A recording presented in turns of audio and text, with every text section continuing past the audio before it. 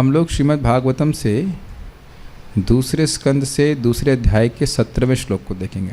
इससे पहले कि हम इस श्लोक में जाएं, पिछले श्लोक की कुछ बातों को थोड़ा समझना होगा। कल कुछ कठिनाई भक्तों को शायद अनुभव हो रही होगी।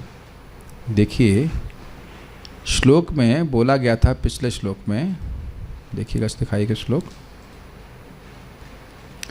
मनः स्वबुद्ध्या अमलया नियम्य क्षेत्रज्ञ एताम निनयेतमात्मनि आत्मानमात्मन्यवरुद्ध्य धीरो लब्धोपशांतिर्विरमेत कृत्यात्। मनः स्वबुद्ध्या, मन से पहले क्या किया था? इंद्रियों को संयमित कर लिया। तो अब मन को क्या कर रहे हैं? मन को स्व अमलया बुद्ध्या, अपनी अमल बुद्धि के द्वारा नियम्य संयमित करते हुए, यानी मन भोग के विचार में नहीं जाने दिया जा रहा है बुद्धि के द्वारा।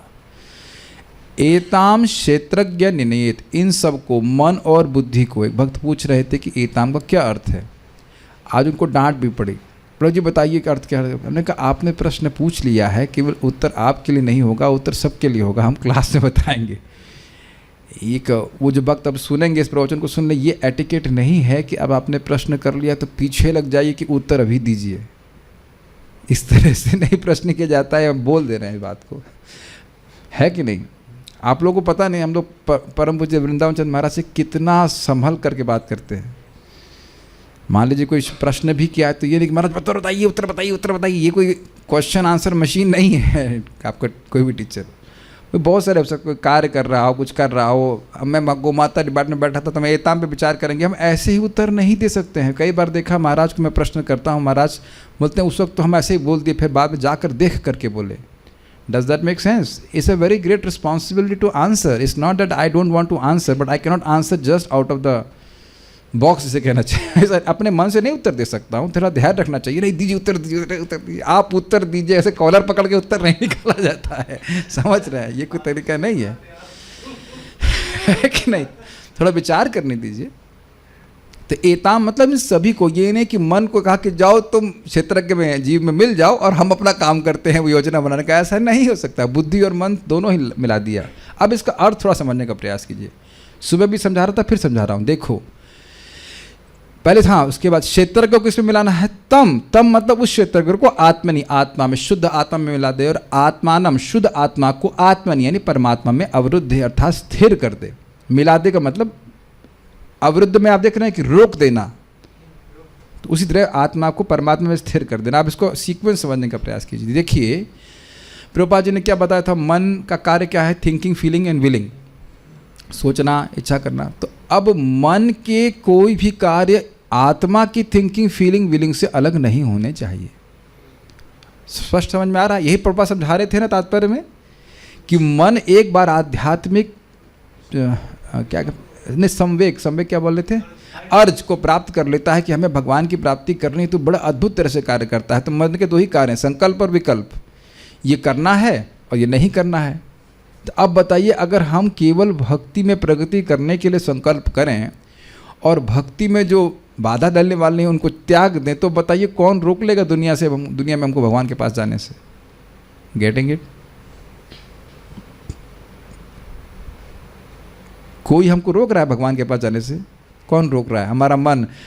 हमारे मन भोग के लिए संकल्प करता है और भक्ति के लिए विकल्प करता है ना, वो नहीं करना है। टीका में बताया गया है कि भगवद गीता के टीका में, दूसरों की पत्नियों से बात नहीं करना चाहिए, शास्त्र बोल रहा है, साधुओं का संग करना चाहिए। तो ये पहले वाले के प्रति तो व्यक्ति को जो है राग होगा, द्वेष होगा, क्यों नहीं करना चाहिए? करेंगे बात, सॉरी, राग होगा कि राग के कारण व्यक्ति करने, दूसरों की पत्नी से क्यों नहीं बात करेंगे। और साधु के पास संग करने से क्या मिल रहा है? उससे द्वेष करेंगे। तो इस राग और द्वेष के चक्कर में व्यक्ति फंसा रहेगा कि नहीं? अब उलट दीजिए इसको। यद्यपि उसको अच्छा लग रहा है दूसरों की पत्नी से बात करना, लेकिन वो नहीं करेगा। और यद्यपि साधु बहुत डांटते हैं और असली बात बोलते हैं, है कि नहीं, फिर भी वह संग करेगा। शास्त्र क्या आगे पर चलेगा तो पार हो जाएगा कि नहीं? तो इस प्रकार से मन को संयमित करना चाहिए। तो मन इस प्रकार से संयमित हुआ बुद्धि के द्वारा। बुद्धि ने कैसे संयमित किया बताइए? यह समझते हुए कि तुम्हारे लिए उपादेय क्या है, जीव के लिए फायदेमंद क्या है, शास्त्र श्रवण करके। तो अब वह क्षेत्रज्ञ में मिला दे। तो समझ में आ रहा है, क्षेत्रज्ञ मतलब क्षेत्र को जानने वाला। इसको समझने का प्रयास कीजिए। मिलाने कर समझ गए, मन आत्मा के लाभ के अलावा और कोई संकल्प विकल्प नहीं करे। जैसे मेरा हाथ मेरे शरीर के अनुसार ही चल रहा है, तो मन जो है आत्मा के विरुद्ध, आत्मा के लाभ के विरुद्ध और कुछ ना कर सके। ये समझ में आ गया? ठीक है। अब क्षेत्रज्ञ को आत्मा में मिलाते, इसको थोड़ा समझने का प्रयास कीजिए। देखिए, क्षेत्रज्ञ का मतलब होता है क्षेत्र को जानने वाला। तो मैं उदाहरण दे रहा था, कल दिया था इको फार्म का, नहीं सुबह दिया था कि देखिए मुझे इको फार्म की सेवा दी गई थी यहाँ पे। तो जैसे ही इको फार्म की सेवा दी गई, उससे पहले मैं 5 साल तक कभी गया ही नहीं वहाँ पे। तो जब दी गई तो मैं वहाँ जाके देखने गया कि वहाँ पे क्या उग रहा है। मैं फार्म नहीं हूँ, लेकिन अब मैं फार्म को जानने वाला हो गया। जो हमने साल भर या मोटा मोटी 1 साल देखा से, तो मैं कभी कभी बीच में जाता था और देखता था, यहाँ ये हो रहा है, अब ये करेंगे, अब वहाँ ये करेंगे। जब मैंने वो सेवा छोड़ दी तो अब मैं वहाँ का क्षेत्रज्ञ नहीं रहा। क्षेत्र अभी भी है, लेकिन हमारा उससे अब कोई सरोकार नहीं है, हम अपनी सेवा देख रहे हैं दूसरी। तो मैं उससे सेपरेट हो गया कि नहीं? अच्छा, तो अब ये बताइए कि क्या आप अपने इंद्रियों और मन के प्रति सचेत हैं या नहीं हैं? बहुत सचेत हैं। जीभ क्या चाहती है, क्या आँख चाहती है, क्या कान चाहता है, क्या आप इसके प्रति सचेत नहीं है अभी? तो अब इसमें 2 लेवल हो गए सचेत के। एक कि मैं ही ये शरीर हूँ, मैं ही ये इंद्रिय हूँ, तो ये तो अज्ञान वाला अज्ञानी क्षेत्रज्ञ हुआ। और दूसरा क्या है, ये मेरी इंद्रियां हैं।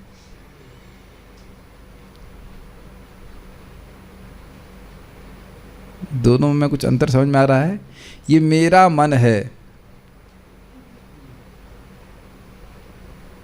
ये मानना कि मैं ही ये मन हूँ, ये लोअर चेतना है। और अगर मैं मान रहा हूँ कि मैं ही ये मन हूँ, तो मन की थिंकिंग, फीलिंग और विलिंग से मैं अपनी पहचान करता हूँ कि मैं ये चाह रहा हूँ।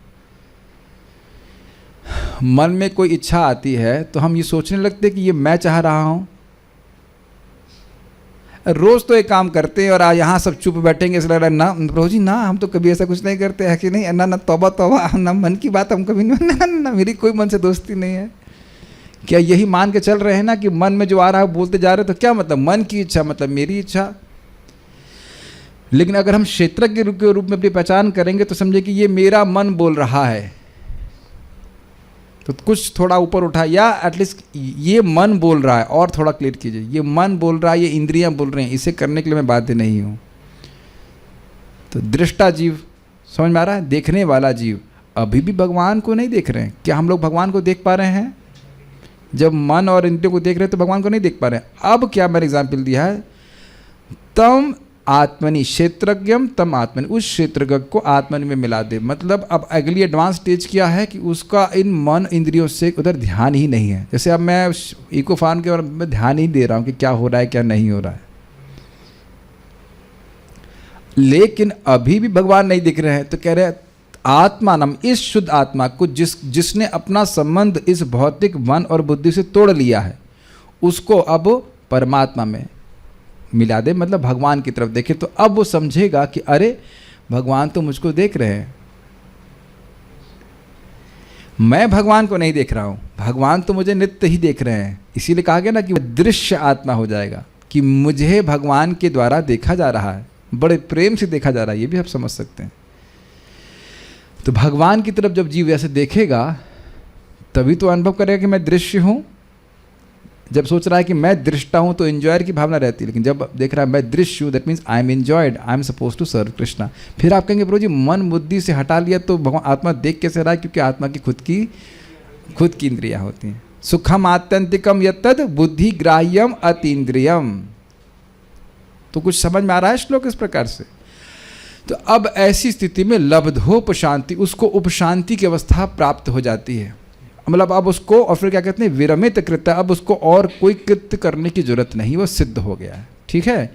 अब मानो कोई पूछे कि वह शांति प्राप्त हो गई, लेकिन क्या काल और सत्वादि गुणों का प्रभाव नहीं होगा?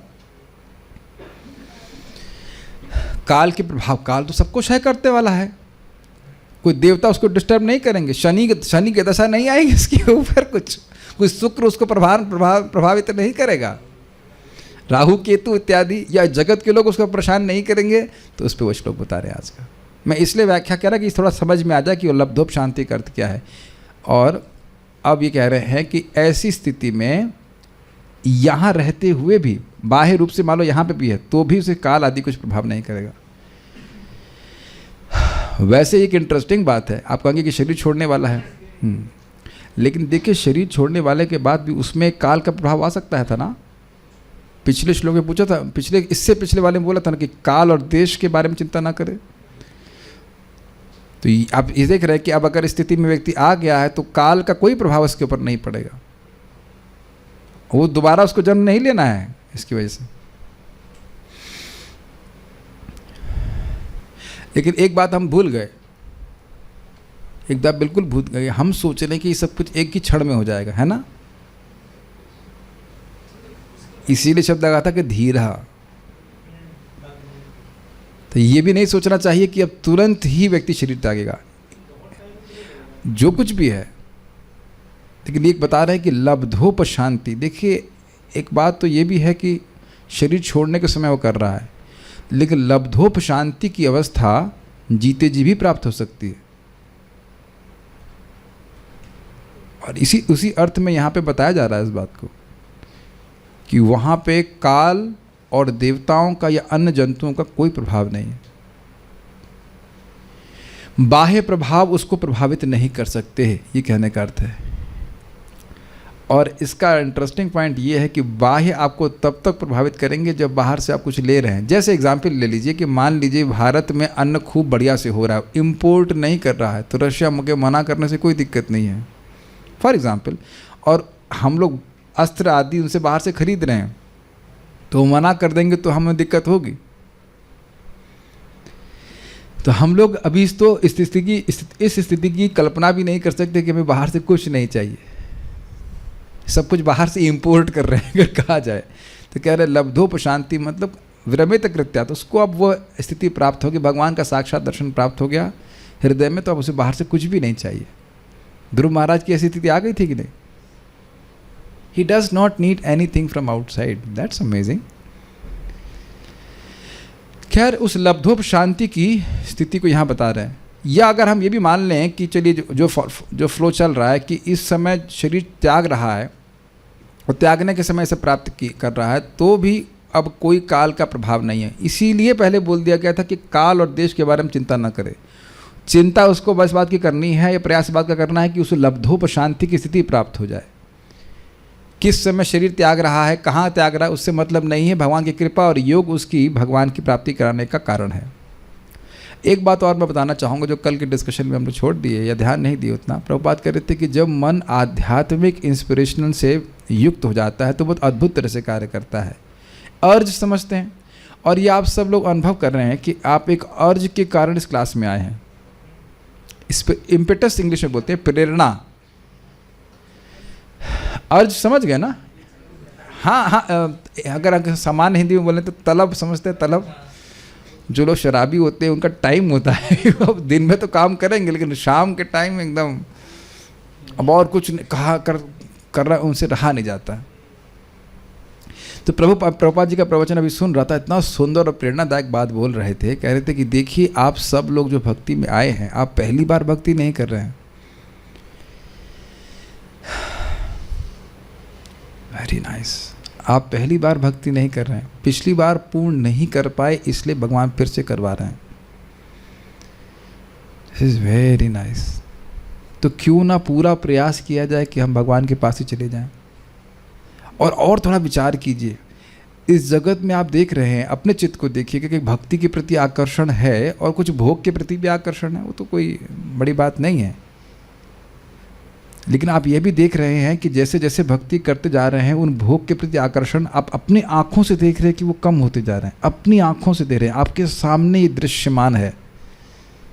Is it not? और बड़ी सहजता से जा रहा है ना? देखिए जब ये प्रोसेस आपको खुद दिखने लगेगा ना तो कभी नहीं छोड़ेंगे। जो लोग छोड़ते हैं उनको प्रभाव नहीं दिखता है। क्या ये समस्या सबके पास है कि नहीं? कुछ भौतिक आसक्ति भी है, और इधर देख रहे हैं कि श्रवण कीर्तन में भी कुछ रुचि है, कुछ करने की इच्छा करती हैं, तो इधर इसको बढ़ाते चले जाइए और ये अपने आप ही कम होता चला जाएगा।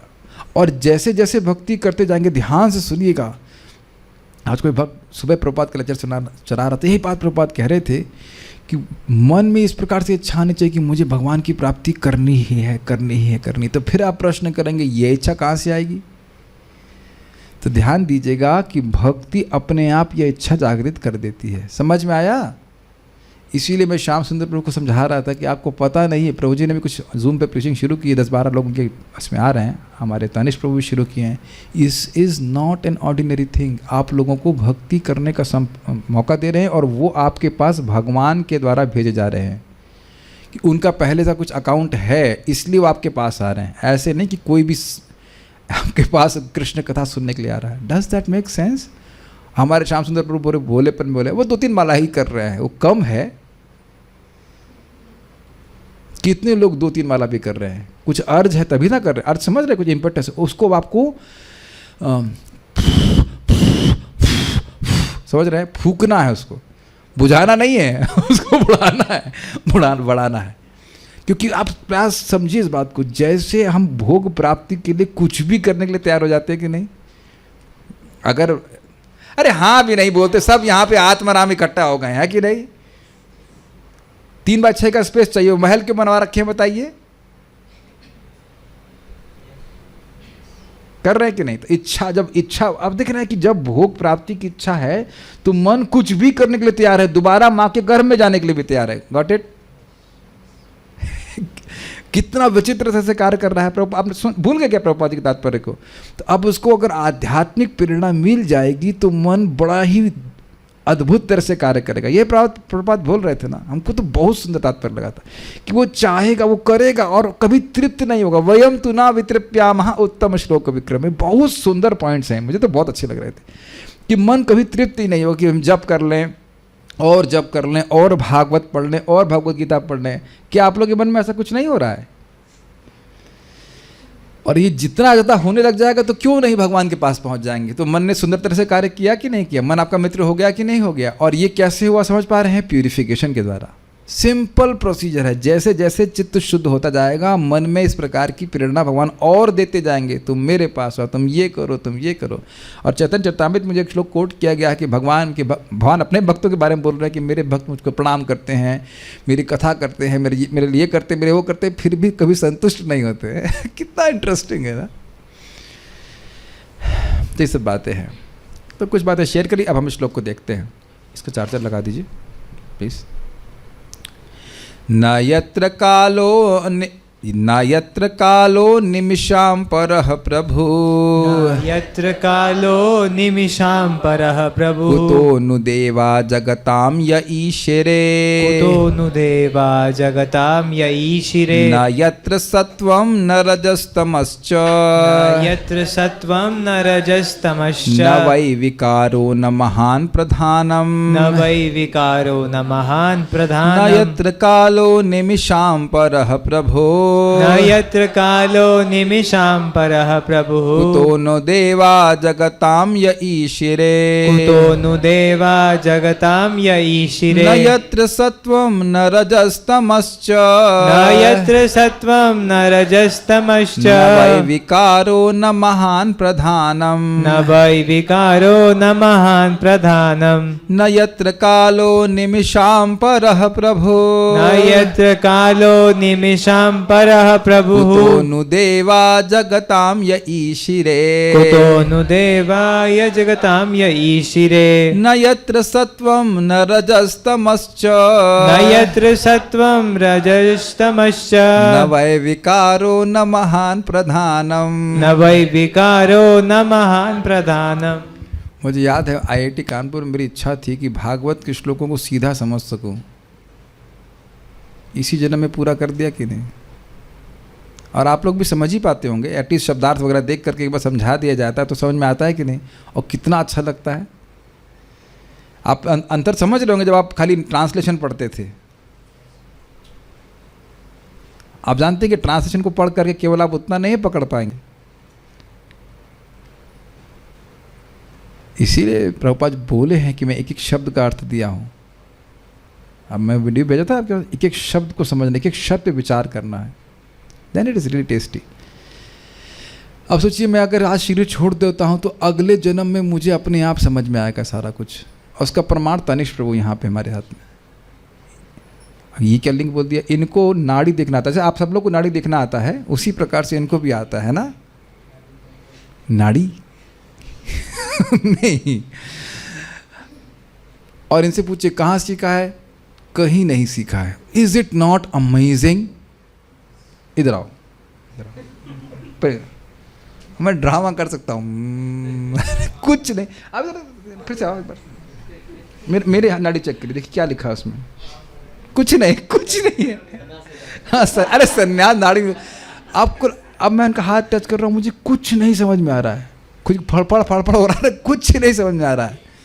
और इनको अपने आप हो रहा है, तो अपने आप कैसे रो, अपने आप नहीं, पहले का अभ्यास है। पहले भी वैद्य रह चुके हैं पिछले जन्म में, उनको बताया है। आप नहीं तो एक्सप्लेन कीजिए ना, क्या क्या तरीका बताइए। रामकृष्ण प्रभु, आप उनकी नाड़ी देख पाएंगे? आप देख रहे हैं कि यहाँ उपस्थित लोगों के लिए असंभव कार्य है, इज इट नॉट असंभव? आप कुछ नहीं समझ सकते। और एक क्या कैसे एक्सप्लेन करेंगे बताइए कि यही व्यक्ति हमारे सामने उपस्थित हैं जो यह भी बता देंगे कि आपके मन में क्या चल रहा है। This is a fact and answer is very amazing. तो आप सोचिए उत्साहित है, जब हम लोग कुछ भौतिक कार्य कर रहे हैं वो अगले जन्म में कैरी ओवर हो रहा है। वाह, इज इट नॉट? हमारी कुछ अप्रिसिएशन भागवतम का है। And even if you don't go back to Godhead, tension मत लीजिए आप। हाँ, तो ये तो सुनाना था हमको। टेंशन क्यों नहीं लेंगे, इतना टेंशन देते थे, आपको टेंशन नहीं लेंगे। अब आराम आराम से 2-2 माला करेंगे तो अब आपकी इच्छा, लेकिन इसका अर्थ है कि खूब करना चाहिए। फिर से बोला जाए, न यत्र कालो निमिषाम परः प्रभु, न यत्र कालो निमिषां परः प्रभु, कुतो नु देवा जगतां य ईशिरे, कुतो नु देवा जगतां य ईशिरे, न यत्र सत्वं न रजस्तमश्च, न यत्र सत्वं न रजस्तमश्च, न वै विकारो न महान् प्रधानम, न वै विकारो न महान् प्रधानम। मैं इतना खुश आज इसलिए हो रहा हूँ क्योंकि आज जो भाग्य की सराहना कर रहा हूँ कि हम भागवत पढ़ रहे हैं। जस्ट सो हैप्पी, हम लोग भागवत पढ़ रहे हैं, रोज भागवत पढ़ रहे हैं, कितना बड़ा साधन करने को मिल रहा है। अनुवाद देखिए, इस लब्धोप शांति की व्यवस्था में विनाशकारी काल की श्रेष्ठता नहीं रह पाती। क्या श्रेष्ठता है? क्या श्रेष्ठता है? मैं उसको नाश कर सकता हूँ, वो उसका नियामक हूँ या उसका नियामक? काल सबका नियामक है। तो काल उस व्यक्ति का नियामक नहीं है जिसने लब्धोप शांति की अवस्था प्राप्त कर ली है। वैसे आप जानते हैं कि काल आपका भी नियामक नहीं है। हरे कृष्णा कृष्णा कृष्णा हरे हरे, हरे राम राम राम हरे हरे। जितना समय हम भगवान की भक्ति में लगा रहे हैं, श्रवण कीर्तन में लगा रहे हैं, भागवत पढ़ रहे हैं, काल हमारा भी नियामक नहीं है। लब्धोप शांति तो आगे की बात है, जानते ही ना। काल हर वस्तु का क्षय कर रहा है और भक्ति का नहीं कर पाता, बेचारा नहीं कर पाता, लाचार हो जाता है। हम लोग बहुत उत्साहित हैं उस श्लोक पर पहुँचने के। 2-3-17 आयुर हरति वै पुंसाम उद्यनस्तंच यन्नसौ तस्यर्ते ऋत नीत क्षणो नीतम उत्तम श्लोक वार्ता। जो क्षण भगवान की भक्ति में, भगवान की वार्ता में लगा जाता है, उसको छोड़ के बाकी सब कुछ ये सूर्य छीन रहा है, ये काल छीन ले रहा है। काल ही आपका समय छीन रहा है, कर ऐसा कहा जाए, आयु छीन रहा है। ठीक है, समझ में आए? काल की श्रेष्ठता नहीं रह पाती, अर्थात काल कुछ क्षय नहीं कर पाता उसका। यानी कि जो उसकी लब्धोप शांति की अवस्था है, काल अब उसको डिस्टर्ब नहीं कर सकता है। Is it clear now?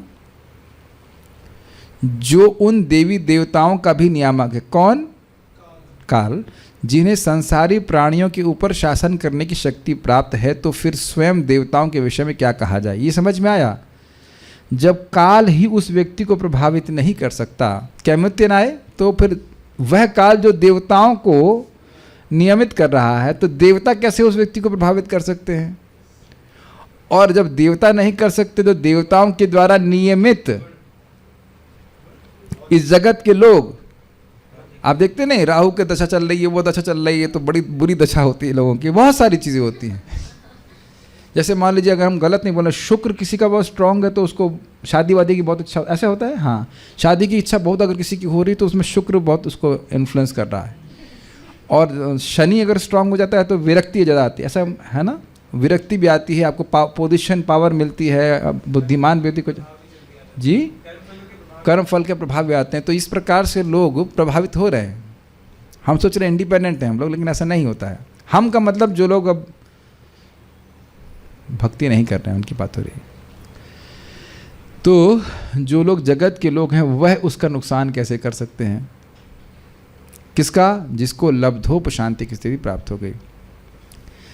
अरे ये नहीं कर सकते, लेकिन गुण का प्रभाव तो सभी के ऊपर है। तो कह रहे हैं इस अवस्था में न तो सतगुण रजगुण या तमोगुण रहते हैं, न ही मिथ्यांकार भौतिक कारणारव अर्थात महतत्व, और न भौतिक प्रकृति रह पाती है अर्थात प्रधान। अब इसको थोड़ा समझने का प्रयास कीजिए। आप सभी लोग अनुभव कर रहे हैं कि कभी सतगुण रहता है तो लगता है कि बस सब फल ही खाएंगे समझ में आया? मतलब एकदम शांति रहती है। और रजोगुण आ जाता है तो बहुत दिक्कत होती है। देखा है, ये करना है, वो प्राप्त करना है, ये प्राप्त करना है, अगले जन्म में सब साथी तो लेके जाना है। और तमोगुण आया तो मुंह फाड़ने लगते हैं। बहुत दिन से देखा नहीं कि बिस्तर कितना लंबा है, जरा बिस्तर तो नापे। कुछ नहीं करने का मन करता है। कभी कभी आप चाहते हो कि मन सत्वगुण में रहे, लेकिन आता नहीं है। मानते हैं कि नहीं? अरे अब सब आप लोग सब ठीक है कि नहीं? एकदम लगता कि यार क्या है। तो परम पूज्य वृंदावन चंद्र महाराज ने बहुत सुंदर बात कही थी, बहुत सुंदर बात। महाराज की कोई बातें तो उनके लेक्चर में मैं ग्लॉस कर देता हूँ, मतलब इंटरनली, उनको बहुत अच्छा लगा था। कह रहे जब तक आप प्रकृति के गुणों में रहेंगे आपको ये फजीयत झेलनी ही पड़ेगी। मैं अपने भाषा में बोल रहा हूँ कि आप इस परेशानी से मुक्त नहीं हो सकते। इसलिए सोल्यूशन क्या है? लब्धोप शांति, इन गुणों के पार चला जाए। समझ में आया? जब तक बादल के नीचे रहेंगे तो आप समझ सकते हैं कहीं बादल बरस रहा है, कहीं नहीं बरस रहा है, कहीं बरस रहा है, कहीं नहीं बरस रहा है। लेकिन उसके ऊपर चले गए तो अब कहीं नहीं बरस रहा, आप सीधे सूर्य को देख रहे हैं। बड़ा इंटरेस्टिंग एग्जाम्पल है। बादल हैं तो आप सूर्य को नहीं देख पा रहे हैं, लेकिन बादल के ऊपर चले गए तो कब सूर्य को नहीं देखोगे? हमेशा सूर्य को देखेंगे। और बादलों के नीचे की अवस्था से आपको कोई प्रभाव नहीं पड़ेगा। अग्रीड? तो यही बात बोल रहे थे कि आत्मा परमात्मा को देख रही है, परमात्मा वो देख रही है कि परमात्मा उसको देख रहे हैं, मतलब बीच में कोई व्यवधान नहीं है। तो ये जो बादलों की अवस्था है, प्रकृति के गुणों के अंदर रहने वाली अवस्था से उसे पार हो जाएगा। अब ये बड़ा इंटरेस्टिंग है, ये आप गीता में भी सुनेंगे। प्रकृति के गुण जो से पारे व्यक्ति है वह इन गुणों को आता जाता देखता है हृदय में, बट न्यूट्रल रहता है। बड़ी अमेजिंग पॉइंट। प्रकाशम च प्रवृत्तिम च मोहम एवं च पांडव, ऐसे करके श्लोक है कि प्रकाश सत्वगुण का प्रभाव देख रहा है, रजगुण का प्रभाव देख रहा है। प्रकाशम प्रवृत्ति मतलब रजगुण, और मोह तमोगुण, लेकिन उससे वो प्रभावित नहीं होता। हमको तो समझ में नहीं आया था इसका मतलब क्या, कई साल तक समझ नहीं आया। अब कुछ समझ में आ रहा है। आप हवाई जहाज में बैठ जाएं, ऊपर चले गए तो नीचे देख रहे हैं बारिश हो रही है। हाँ बारिश हो रही है, ठीक है कि नहीं? हाँ ठीक है, बारिश कहीं सूखा पड़ रहा है, देख जरूर रहे हैं लेकिन आप प्रभावित नहीं हो रहे। और यही बात भगवान ने गीता में बोली थी कि क्या श्लोक है 2.70 है ना, 71, आपूर्यमाणम अचल प्रतिष्ठम समुद्र महापः प्रविशन्ति यद्वत् तद्वत् कामयम प्रविशन्ति सर्वे स शांति मापनोति काम काम। स शांति मापनोति लब्धोप शांति। वो इच्छाएं आती रहती है मन में, लेकिन अब उसके प्रति वह उसको पूरा नहीं करता। जैसे श्रीपाद रामानुजाचार्य क्या बोल रहे हैं, मेरे को जब से भगवान की भक्ति को सुख प्राप्त हो गया, नए नए रस मिल रहे हैं, तो स्त्री संग आदि का विचार भी आता है तो मैं थूकता हूँ, ध्यान नहीं देते हो। He is not interested. मन में संस्कार आ भी सकता है लेकिन कोई प्रभाव नहीं पड़ेगा। तो कह रहे हैं कि सत्वगुण रजगुण तमोगुण भी उस पर कोई प्रभाव नहीं दिखा सकते। मतलब सत्वगुण ज्ञान के द्वारा बांधता है, मैं सही हूँ, मैं खुश हूँ। खुश हो तो यही रहो, हाँ ठीक है रहूँगा समझ में आ गया ना। और रजोगुण, मुझे बहुत बड़ा व्यक्ति बनना है, बहुत बड़ा व्यक्ति बन रहा है। हमको इतना खुशी लग रही है। एक भक्त हमको बोल रहे थे, प्रभु जी हमको जो सैलरी मिल रही है उसमें संतुष्टि नहीं है, हमको ज्ञान तो है कि मैं आत्मा हूँ लेकिन और सैलरी प्राप्त करने की इच्छा है। और वही व्यक्ति मुझे मैसेज किया कि अब हम रिज़ाइन कर रहे हैं जॉब से। 1 साल के अंदर। देख रहे हैं कथा का क्या प्रभाव होता है।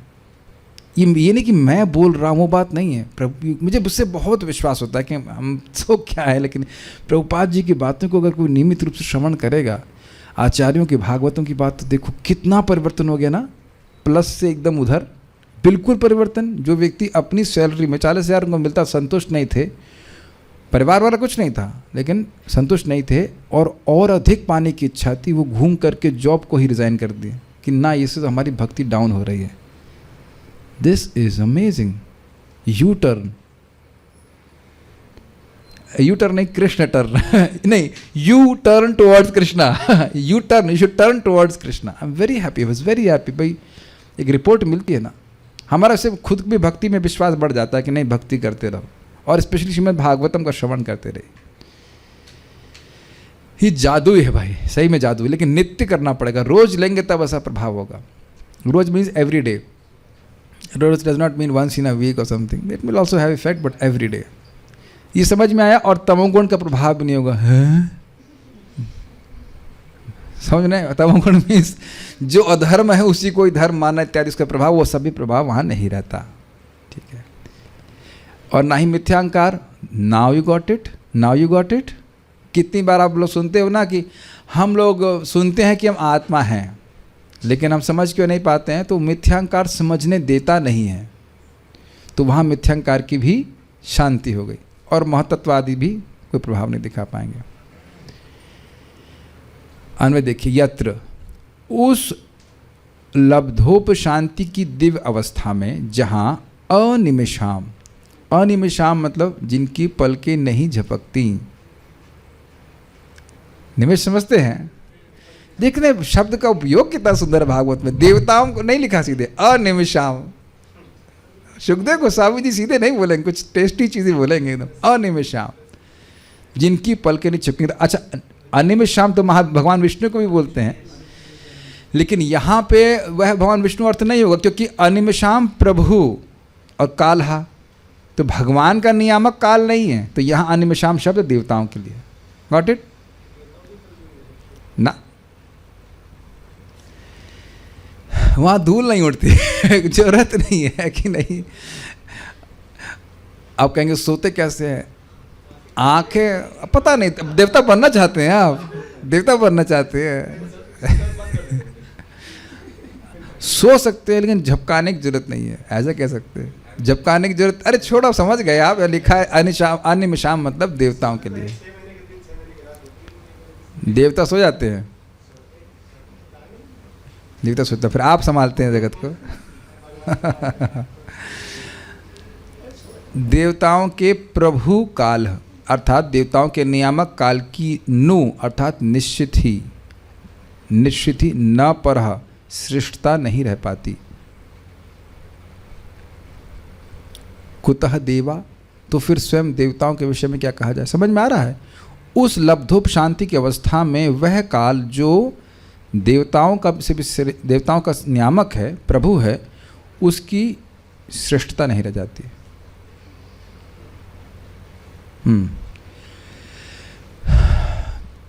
कुतः देवा, तो फिर स्वयं देवताओं के विषय में क्या कहा जाए? अरे जब आप प्राइम मिनिस्टर के ही अधीन नहीं हैं तो डीएम के अधीन हैं, और जब डीएम, तो फिर आगे चपरासी का तो कहना ही क्या। Got it?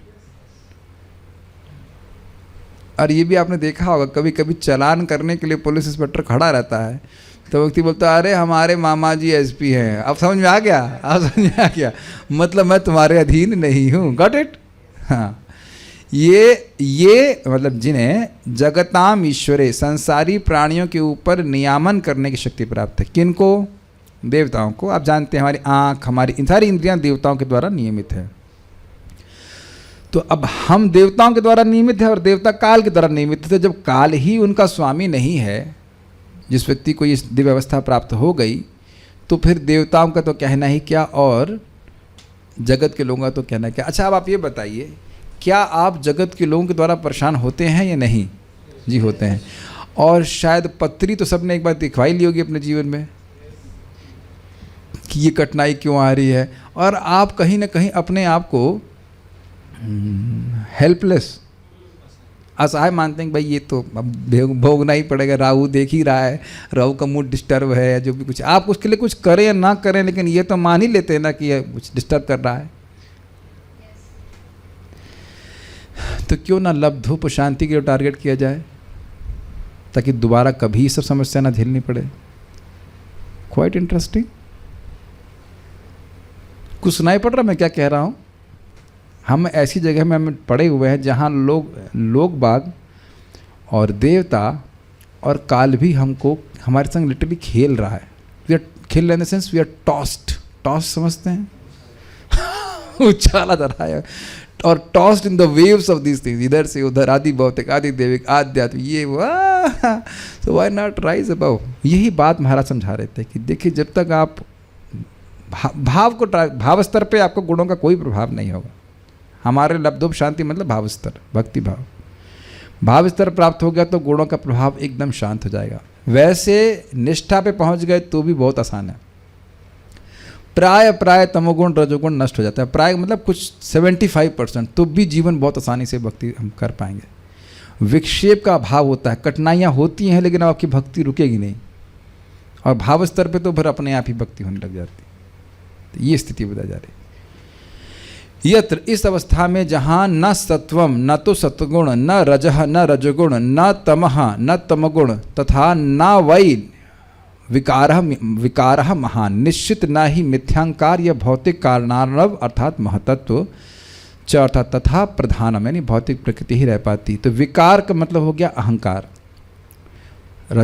सतोगुणी अहंकार, तमोगुणी अहंकार, रजोगुणी अहंकार, 3 प्रकार के अहंकार हैं। उन अहंकार का और महतत्व का भी कोई प्रभाव नहीं रहता।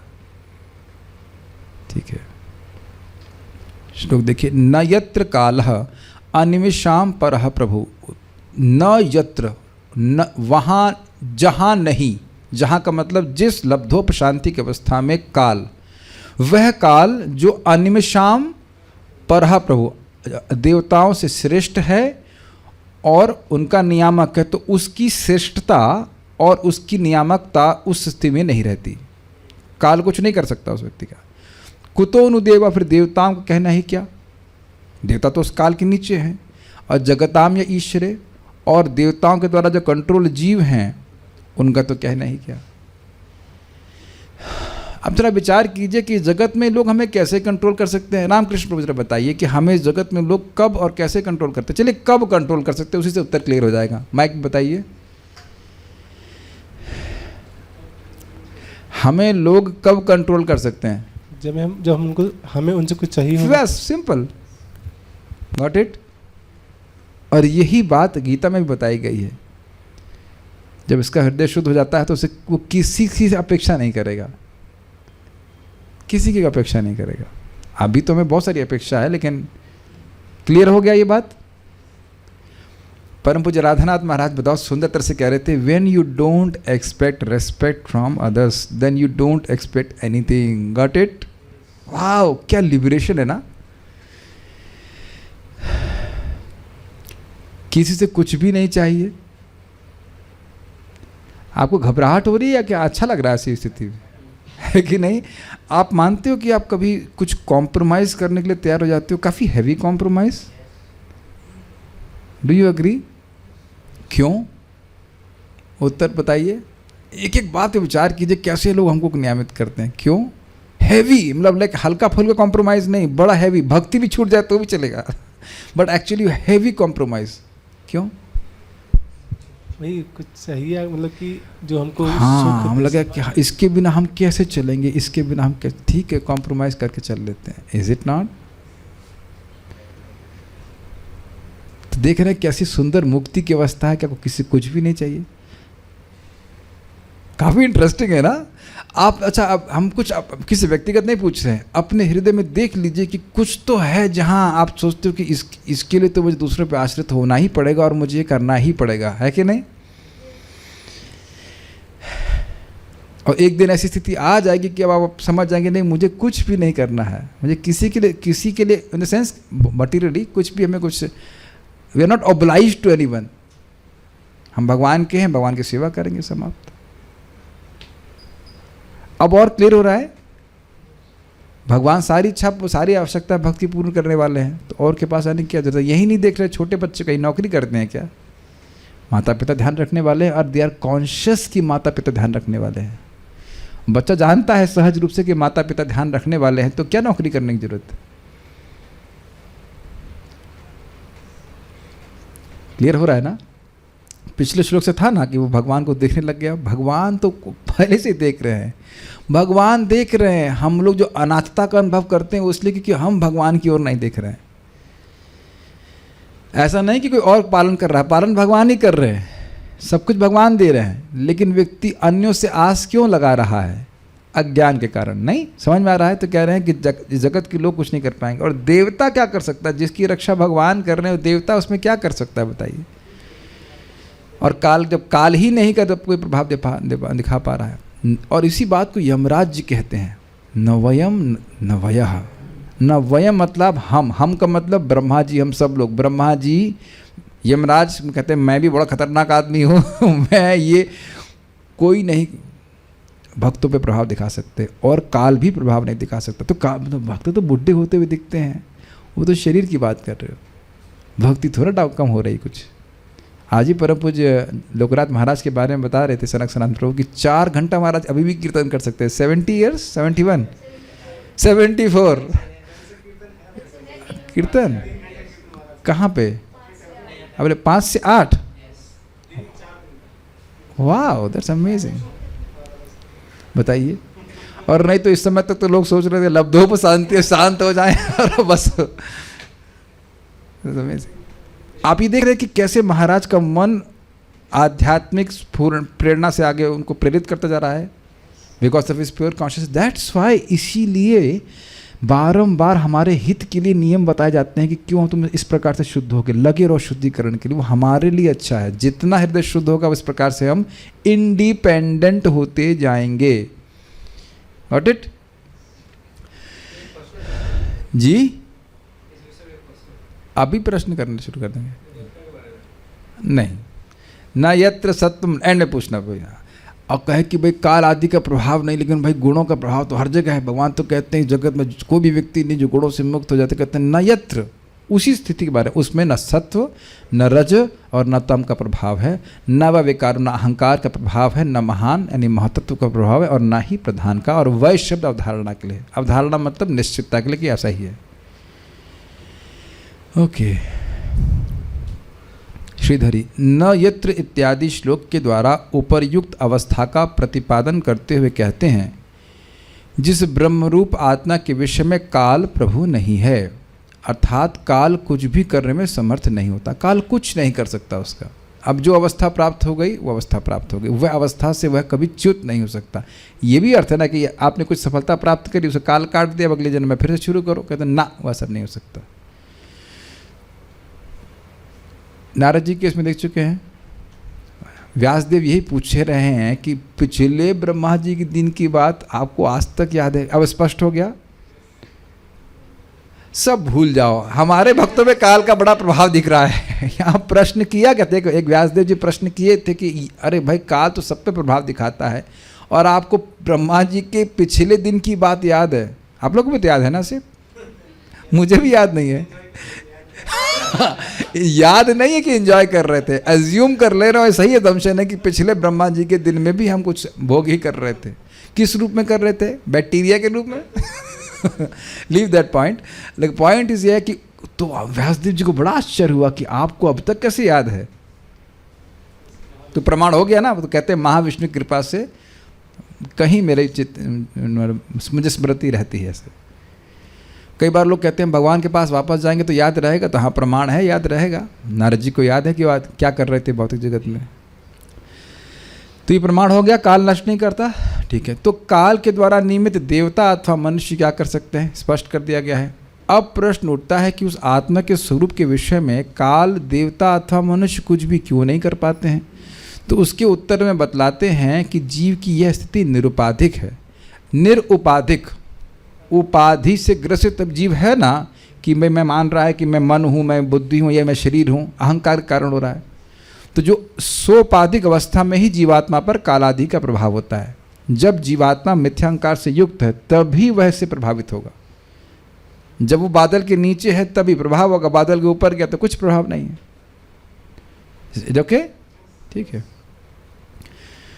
भाई। एक और बात सोचिए ना, जीव पे प्रभाव तो कुछ हो नहीं रहा है वस्तुतः। जीव न सते विद्यते भाव न भाव विद्यते सतः, तो आत्मा तो अपरिवर्तनशील है। हो क्या रहा है कि जो परिवर्तनशील वस्तु है उससे अपनी पहचान कर रहा है, इसीलिए उपाधि शब्द कहा गया है। मान लो खेत में हमारे हुआ भी था कि भाई गेहूं लगाया और गेहूं के ऊपर ओले गिर गए, तो मुझ पे ओले नहीं गिरे हैं, लेकिन ओले अब या मूंग के बीज लगाए गए थे, मूंग में बहुत पानी भर देंगे तो मूंग खत्म हो जाएगी, पता है आपको बात। तो मूंग सब सड़ गई, तो मूंग सड़ गई है, मैं नहीं सड़ गया हूँ लेकिन व्यक्ति दुखी होता है ये मानते हुए कि ये मूंग मेरी है कि नहीं। जो खेती करते हो समझ ही रहे इस बात को। बहुत दुख होता है ना कि पूरा एकदम बस गेहूं की फसल काटने का मौका था, इतने में बारिश हो गई, तो बहुत नुकसान होता है, जानते हैं। हाँ, किसका नुकसान होता है? समझ रहे, आत्मा तो वही है, लेकिन पहचान करने के कारण जो दुख हो रहा है वो अपने खेत से, क्षेत्र से पहचान करने के कारण। वो तो क्षेत्र के तो पहले ही विलीन कर दिया गया, उसको अब इस मन और बुद्धि से कोई मतलब नहीं।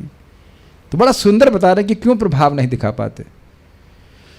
तुमको जान से मार डालूंगा, तो अब तभी डरेंगे जब हम अपनी पहचान शरीर से करते हैं, और नहीं तो सोक्रेटिस की तरह बोलेंगे कि भाई मारोगे तो तब जो तुम मुझे पकड़ोगे, पहले पकड़ो फिर मारना। पकड़ के मारोगे ना, यही चाहिए तो तुम पकड़ के मारते हैं, हमारी पकड़िए पहले आप, फिर उसके बाद मारिए।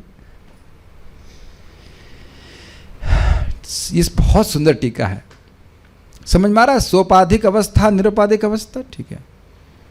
उस ब्रह्म स्वरूप आत्मा के विषय में सत्व, रजस, तमस, अहंकार, महतत्व अथवा प्रकृति का भी संस्पर्श नहीं रहता, कोई प्रभाव नहीं दिखाते। इनके प्रभाव की चर्चा मैं कर चुका हूँ। उस स्थिति में पहुंचा हुआ उपासक शुद्ध आत्मा स्वरूप होता है। श्लोक में विकार शब्द से अहंकार को कहा गया। सबको समझ में आ गया यहाँ तक? मैं इधर श्लोक पे मेहनत कर रहा था ताकि टीका समझने में कठिनाई आपको नहीं हो। सारार्थ दर्शनी, इस मुक्त व्यक्ति को कोई भी व्यथित नहीं कर सकता, और इसके बारे में भगवान ने 12वां अध्याय में, अब श्लोक भूल रहा हूँ, 20 से पीछे चलिएगा, यो में भक्त समय प्रिया, यह में भक्त समय प्रिया, बारंबार इस बात को बोल रहे हैं। यस्मान नो द्विजते लोका लोको ना द्विजते च यह हर्षा मर्ष भयोद्वेगर मुक्तो यह समय प्रिय, ऐसे करके श्लोक है कि जिससे कोई, जो किसी को द्वेष नहीं, उद्वेग नहीं देता, जो किसी और दूसरे के द्वारा उद्वेग भी प्राप्त नहीं होता। काफ़ी इंटरेस्टिंग है, बहुत अच्छे श्लोक है। हर्ष अमर्ष आदमी सब में वह स्थिर रहता है, तो ऐसा भक्त मुझे प्रिय है। तो आप समझ गए निरुपाधिक अवस्था। बेसिकली बहुत सिंपल है, his happiness is not derived from outside, अपने से बाहर वस्तुओं से उसकी सुख नहीं जनरेट हो रहा है, भक्ति करके सुख हो रहा है, उसी को आप अहेतु की अप्रतिहता कहते हैं। ठीक है,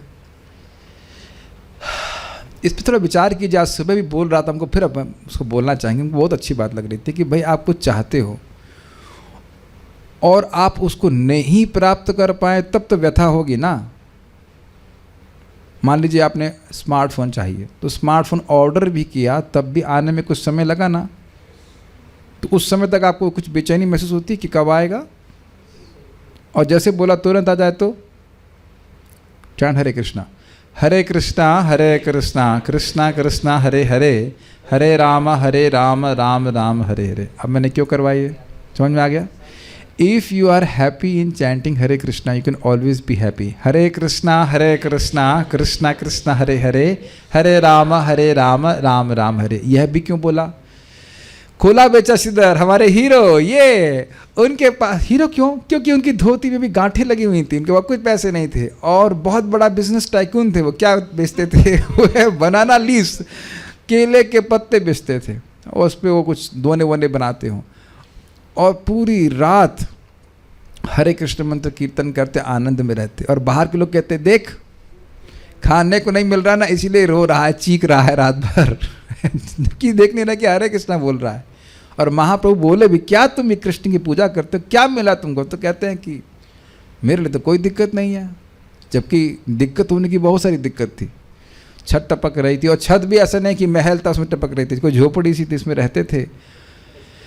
हाँ, बहुत पता नहीं ज़माने में छाता होता था कि नहीं, लेकिन जो भी रहता हो बहुत सिंपल रहते थे। तो तो बोले बड़ा अच्छा उनका शब्द है, कह रहे हैं कि समय तो सबके लिए बराबर ही चल रहा है, कट रहा है, और मैं भूखा नहीं हूँ, मेरे शरीर पे कपड़ा है। आप कुछ समझ पा रहे हैं? फिर महाप्रभु कहते हैं कि तुम्हारे पास श्रीधर बहुत बड़ा धन है। नहीं, मेरे पास तो कुछ नहीं, मेरे पास तो कुछ नहीं। कहते हैं नहीं, मैं प्रकट कराऊंगा। और यही देखिए, फिर सोचिए, जब महाप्रभु के सप्तपहरे लीला हो रही थी तो महाप्रभु खोला बेचा श्रीधर को बुलाते हैं, कहते हैं क्या चाहिए तुमको? तुमको जो चाहिए मैं दे सकता हूँ। जो मीन्स एनीथिंग। तीनों लोगों का राज्य, व्हाट डज दैट मीन? नहीं, उत्तर प्रदेश का राज्य नहीं बोल रहे हैं, तीनों लोगों का राज्य। तो कहते हैं हमको केवल यही चाहिए कि वो जो ब्राह्मण लड़का निमाई हमसे आकर के झगड़ा करता था कद्दू के लिए। आपको पता हो कि निमाई पंडित आते थे, कहते थे तो कद्दू दीजिए, केला दीजिए, वो देते भी थे। तो कहते तुम बहुत महंगा लगा रहे हो, जबकि वो बहुत सस्ता लगाते थे। तो बहुत देर झगड़ा करते, फिर कहते मैं ब्राह्मण हूँ। महाप्रभु कहते मैं ब्राह्मण हूँ, तुम मुझे दान ही क्यों नहीं दे देते हो? और खोला बेचा श्रीधर कहते अगर तुमको मेरा महंगा लग रहा है तो कहीं और जाके खरीद दो, लेकिन इसमें जो आनंद है वो उसकी आकांक्षा कर रहे हैं। महाप्रभु से कहते हैं बस हम ये चाहते हैं कि वो ब्राह्मण बालक हमेशा हमारे पास आए, उस प्रकार से झगड़ा चलते। और आज भी महाप्रभु उनसे झगड़ रहे हैं उसी कद्दू के बीच, नित्य लीला।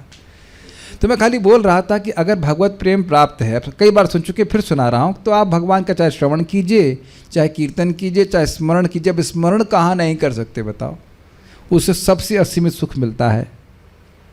आप समझ में आ गया? तो आप क्या कर लेगा? कोई व्यक्ति क्या कर लेगा बताइए? सुख के लिए, सुख में कोई व्यवधान डाल नहीं सकता प्रहलाद महाराज। तो भगवान ऐसे भक्तों को भेजते हैं आध्यात्मिक जगत से दिखाने के लिए कि हाँ ऐसे भक्तों ने करके दिखाया है, कुछ भी नहीं चाहिए बाहर की जगत से। तो आप कहेंगे भाई उनका शरीर कैसे चल जाता है? तो भगवान स्वयं व्यवस्था कर देते हैं, उनके स्वयं व्यवस्था कर देते हैं। तो इस मुक्त व्यक्ति को कोई भी व्यथित नहीं कर सकता है। तो अगर अब उल्टा घुमा लीजिए, यदि हम व्यथित हो रहे हैं तो हम अभी मुक्त नहीं हुए, अभी सोपाधिक है। निरुत्साहित होने की जरूरत नहीं है, लेकिन अपनी स्टेटस को देख लेना चाहिए। स्टेटस अपने सभी लोग स्टेटस में लगा दीजिए, हम लोग भी सोपाधिक भक्त हैं अभी हम लोग सोपाधिक भक्त हैं। समझ ही नहीं पाएगा कि ये क्या मतलब हुआ सोपाधिक। Is it okay? अगर आप व्यथित नहीं हो रहे हैं तो आप मुक्त हैं, और जितनी मात्रा में व्यथित हो रहे हैं उतनी मात्रा में मुक्त अभी नहीं हुए। ये रियलिटी चेक है। क्योंकि ब्रह्म स्वरूप प्राप्त करने पे तो अनिमिषाम अर्थात देवताओं से परह अर्थात श्रेष्ठ काल का भी उस पर न प्रभु अर्थात कोई प्रभाव नहीं होता। तो स्पष्ट है। तो फिर इंद्र आदि देवतागण जो इस प्राकृतिक जगत के ईश्वर हैं उसे कैसे प्रभावित कर सकते हैं? उस ब्रह्म का स्वरूप क्या है मान लो पूछे, तो कहते हैं वहाँ सत्व आदि गुण नहीं होते। ब्रह्म की उस अवस्था में विकारो अर्थात मिथ्यांकार नहीं होता। तो आप समझ रहे हैं भाव स्तर पे कई बार आप लोग प्रश्न करोगे तो क्लियर बता दे रहा हूँ। भाव स्तर पे ही व्यक्ति गुणों से पूरी तरह से मुक्त होता है। लेकिन आप कहेंगे तो अब हम कैसे पहुँचेंगे भाव पे? गुणों से मुक्त होकर के भाव पे नहीं पहुँचेंगे, भक्ति करके इस सोपाधिक अवस्था में रहते हुए व्यक्ति भक्ति करता रहता है। भक्ति बढ़ती जाती है तो उपाधि नष्ट होती है। क्या प्रमाण है? सर्वोपाधि विनिर्मुक्तम तत्परत्वेन निर्मलम ऋषिकेना ऋषिकेशा सेवनम भक्तिरुच्यते। जब इंद्रियों के द्वारा ऋषिकेशः इंद्रियों के स्वामी भगवान की सेवा की जाती है तो सर्वोपाधि विनिर्मुक्तम, वो अपने आप ही व्यक्ति मुक्त, उपाधियों से मुक्त होता जाता है। तो आत्म साक्षात्कार के लिए अलग करने की जरूरत नहीं है। नामोच्चारण करिए, श्रीमद् भागवतम श्रवण करिए, प्रसाद खाइए, अपने आप ही आपकी उपाधि को नष्ट कर देगा। देखिए रियलिटी चेक का मतलब डिस्करेज करना नहीं है। अभी मैं व्यथित हो रहा हूं, ये मानते हैं कि पहले से कुछ कम व्यथित हो रहे हैं, पहले से कुछ तो आइडेंटिफिकेशन कम हुआ है। हम ठाकुर हैं, यहाँ हम ये हैं वो हैं। तो मैं नहीं समझ रहा हूँ कि इस प्रकार की भावना अब आती होगी, या आती होगी तो आप समझिए कि इसको उससे दूर होना चाहिए। बाहर के लोग जो कुछ भी सोचें, इंटरनली आपको इसे काटना चाहिए। और यहाँ पे भी बोल दे रहा हूँ, भजन भी आप निरुपाधिक अवस्था में कर सकते हो कल से ही। कल से कैसे? जब आप जप करने बैठें तो स्मरण करें कि हम भगवान के ही हैं और भक्ति प्राप्त करने के लिए भजन कर रहे हैं। दिस इज निरुपाधिक भजन। और सौपाधिक भजन में क्या होगा? मैं ये शरीर हूँ, मेरे बच्चे हैं, मेरे ये हैं, वो हैं, इनके लिए भजन कर रहा है व्यक्ति। Are you able to get this point? This is very very important. अगर ऐसा कर सके तो ये भी इस श्लोक का अर्थ है, अपने को उपाधियों से रहित करके भगवान में भक्ति करे। समझ में आ रहा है? संबंध ज्ञान का भले उनको रियलाइजेशन नहीं है, लेकिन ये समझते हुए कि मैं भगवान का एक ही अंश हूं, उनको प्रसन्न करने के लिए कर रहा हूं, बुझ बुद्धि का विवेक का उपयोग करके। जैसे माता अदिति का विवेक थोड़ा सा हिल गया था, इसलिए भगवान का भजन करें पुत्र प्राप्त करने के लिए, और उस पुत्र के द्वारा स्वर्ग इंद्र का पद वापस करने के लिए, और बाद में स्वीकार भी करती हैं कि हमें ऐसा नहीं करना चाहिए था। तो वहाँ भगवान बोलते हैं कि मेरा भजन, मेरी पूजा, मेरा अर्चन, मामार्चनम न गतिर अन्यथा, मेरा अन्यथा नहीं जा सकता, लेकिन श्रद्धानुसारे फल हेतुकत्वात्, जैसे जैसे जिसकी श्रद्धा होती उसके अनुसार उसको फल प्राप्त होता है। तो श्रद्धानुसारे मतलब इच्छानुसार, जैसे जैसे की इच्छा होती वैसा वैसा फलीभूत फल उसको जो है भक्ति देती है। लेकिन भक्ति कभी निष्फल नहीं हो सकती। तो बुद्धिमानी करके व्यक्ति को प्रेम प्रयोजना भक्ति करनी चाहिए, जो आप कल से भी कर सकते हो। Is it okay? और एटलीस्ट उन लोगों के लिए तो बहुत ही आसान है जिनकी अब रोटी फिक्स हो गई है। कुछ लोगों से तो चिंता हो कि भाई नौकरी कैसे करेंगे, ये होगा वैसे होगा, तो शायद उनके लिए कुछ थोड़ी कठिनाई भी हो। मैं नहीं कह रहा हूँ कि असंभव है, लेकिन कुछ हो सकता है। लेकिन बहुत से भक्तों की तो सब व्यवस्था हो गई है ना। नहीं, उतनी नहीं हुई भगवान प्रभु जी, अब जितना होनी चाहिए वो आपकी इच्छा है, लेकिन खोरा बेचर सीधर से तो अधिक ही है। कोई देखिए कुछ कपड़े में कोई गांठ वाँठ तो नहीं बांधनी पड़ रही है आप लोगों को, चेक कर लीजिए है कि नहीं। प्रभु जी छत थोड़ा लीक कर रही है ठीक है, लेकिन हरे कृष्ण ये सीलन चली जाए, हरे कृष्ण सीलन, ऐसा तो नहीं करना चाहिए ना।